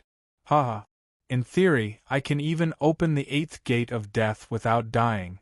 I have mastered the dark medical ninjutsu and Morio chakra, so my body is immortal. Jishui looked at Hyojin and asked, Senpai, what should we do? At this moment, Itachi also looked at Hyojin. Facing an enemy who had opened the 7th gate, even Jishui and Itachi couldn't make up their minds for a while. Hyojin deactivated the crow substitution technique, landed lightly on the ground, and spat lightly. TSK, even the 7th gate of wonder has been opened. It seems that if I don't pay a price, I can't get rid of you. After saying that, Hyojin glanced at Jishui and Itachi. Fire demons, get serious. Shino was startled, and then immediately laughed.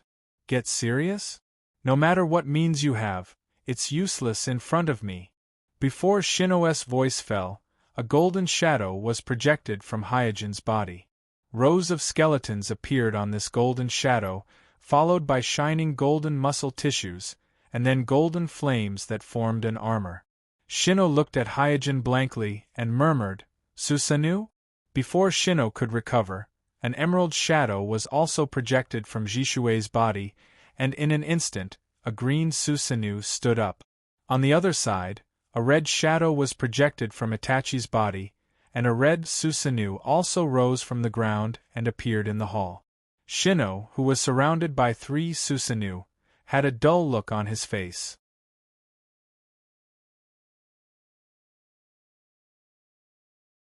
Chapter 323.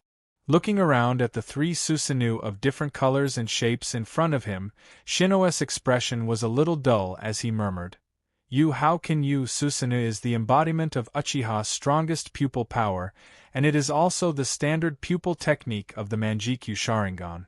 Being able to open Susanoo also means awakening the Manjikyu Sharingan, so when the 3 Susanoo appeared at the same time, Shino knew that he was in big trouble. Facing 3 Uchiha with Manjikyu Sharingan at the same time, in this kind of situation, there are only a few people in the shinobi world who can easily escape, and Shino is obviously not one of them. At this time, Hyojin stood quietly under the golden Susanoo with one hand on his waist. Even if it's one-on-one, Hyojin is not afraid of Shino. The reason why he called Jishui and Itachi is just to make sure that nothing goes wrong, but Shino's performance is obviously a little beyond his expectation, so he is secretly glad that he called Jishui and Itachi.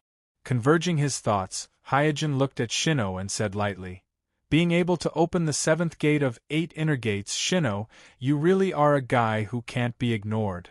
Shino, who was surrounded by 3 Susanoo, swallowed his saliva and said with a smile, It seems that there was a misunderstanding between us before, maybe we can talk about it again. Hyojin shook his head. Unfortunately, you and I are destined to be enemies. Shino quickly said, Everything just now was just a misunderstanding. I believe that you are from Amatsukami. I can provide you with information about Akatsuki. Don't you want to know who the leader of Akatsuki is? No matter how arrogant Shino is in the face of 3 Susanoo, he has to bow his head and admit defeat. Hyojin just smiled and didn't say anything. Shinichi is also one of your people? Shino reacted and asked in disbelief. Then Shinichi threatened me before. Was it also your Amatsukami's organization that instructed him to do so? Could it be that all of this was planned by you? Shino quickly sorted out his thoughts. Since Uchiha Yama also has the Manjikyu Sharingan and can activate Susanoo, it means that Uchiha Yama is not a subordinate of Uchiha Shinichi. Since Uchiha Flames was a member of Amatsukami, it meant that either Uchiha Shinichi was being used by Uchiha Flames, or Uchiha Shinichi was in cahoots with Uchiha Flames. And right after Uchiha and Shinichi threatened him and forced him to leave Akatsuki, Amatsukami immediately came knocking on his door. He would never believe that there was no connection between the two. After figuring this out, Shino knew that the battle in front of him was inevitable, so he didn't waste any more time and directly broke out with all his chakra. Swish! Shino, who was unleashing all of his strength, rushed toward Hyojin as fast as lightning. It was just an ordinary impact, but Shino's body brought a gust of wind, blowing the golden flame on Hyojin's Susanoo from side to side. Boom! In a roar, Shino's punch hit Hyojin's Susanoo heavily. Crack! In an instant, a series of cracking sounds reverberated in the main hall. There is no doubt that the power of Shino's punch is close to that of 4 generations Liang when he activated the Thunder Release Chakra mode. So, with just one punch, it shattered the outer armor of the incomplete Susanoo. After retreating to the center, Shino gasped and said, "It seems that Susanoo is nothing." Hyojin smiled slightly. "Is that so?" Before Hyojin's voice fell, Itachi in the distance stared at Shino and launched the pupil technique Amaterasu. In an instant, a black flame suddenly appeared on Shino's body. "What is this?" Shino was taken aback and wanted to extinguish these black flames, but found that no matter how hard he tried, these black flames could not be extinguished. Seeing more and more black flames on his body, Shino quickly made a seal and shouted, "Water release, water formation wall." Splash! In an instant, a wall of water appeared out of thin air and drenched Shino.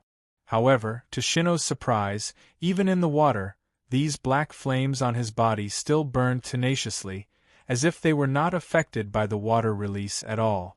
However, at this time, Shino was already the Morio's Jinchuriki, and he had also opened the 7th gate of the 8 inner hidden gates.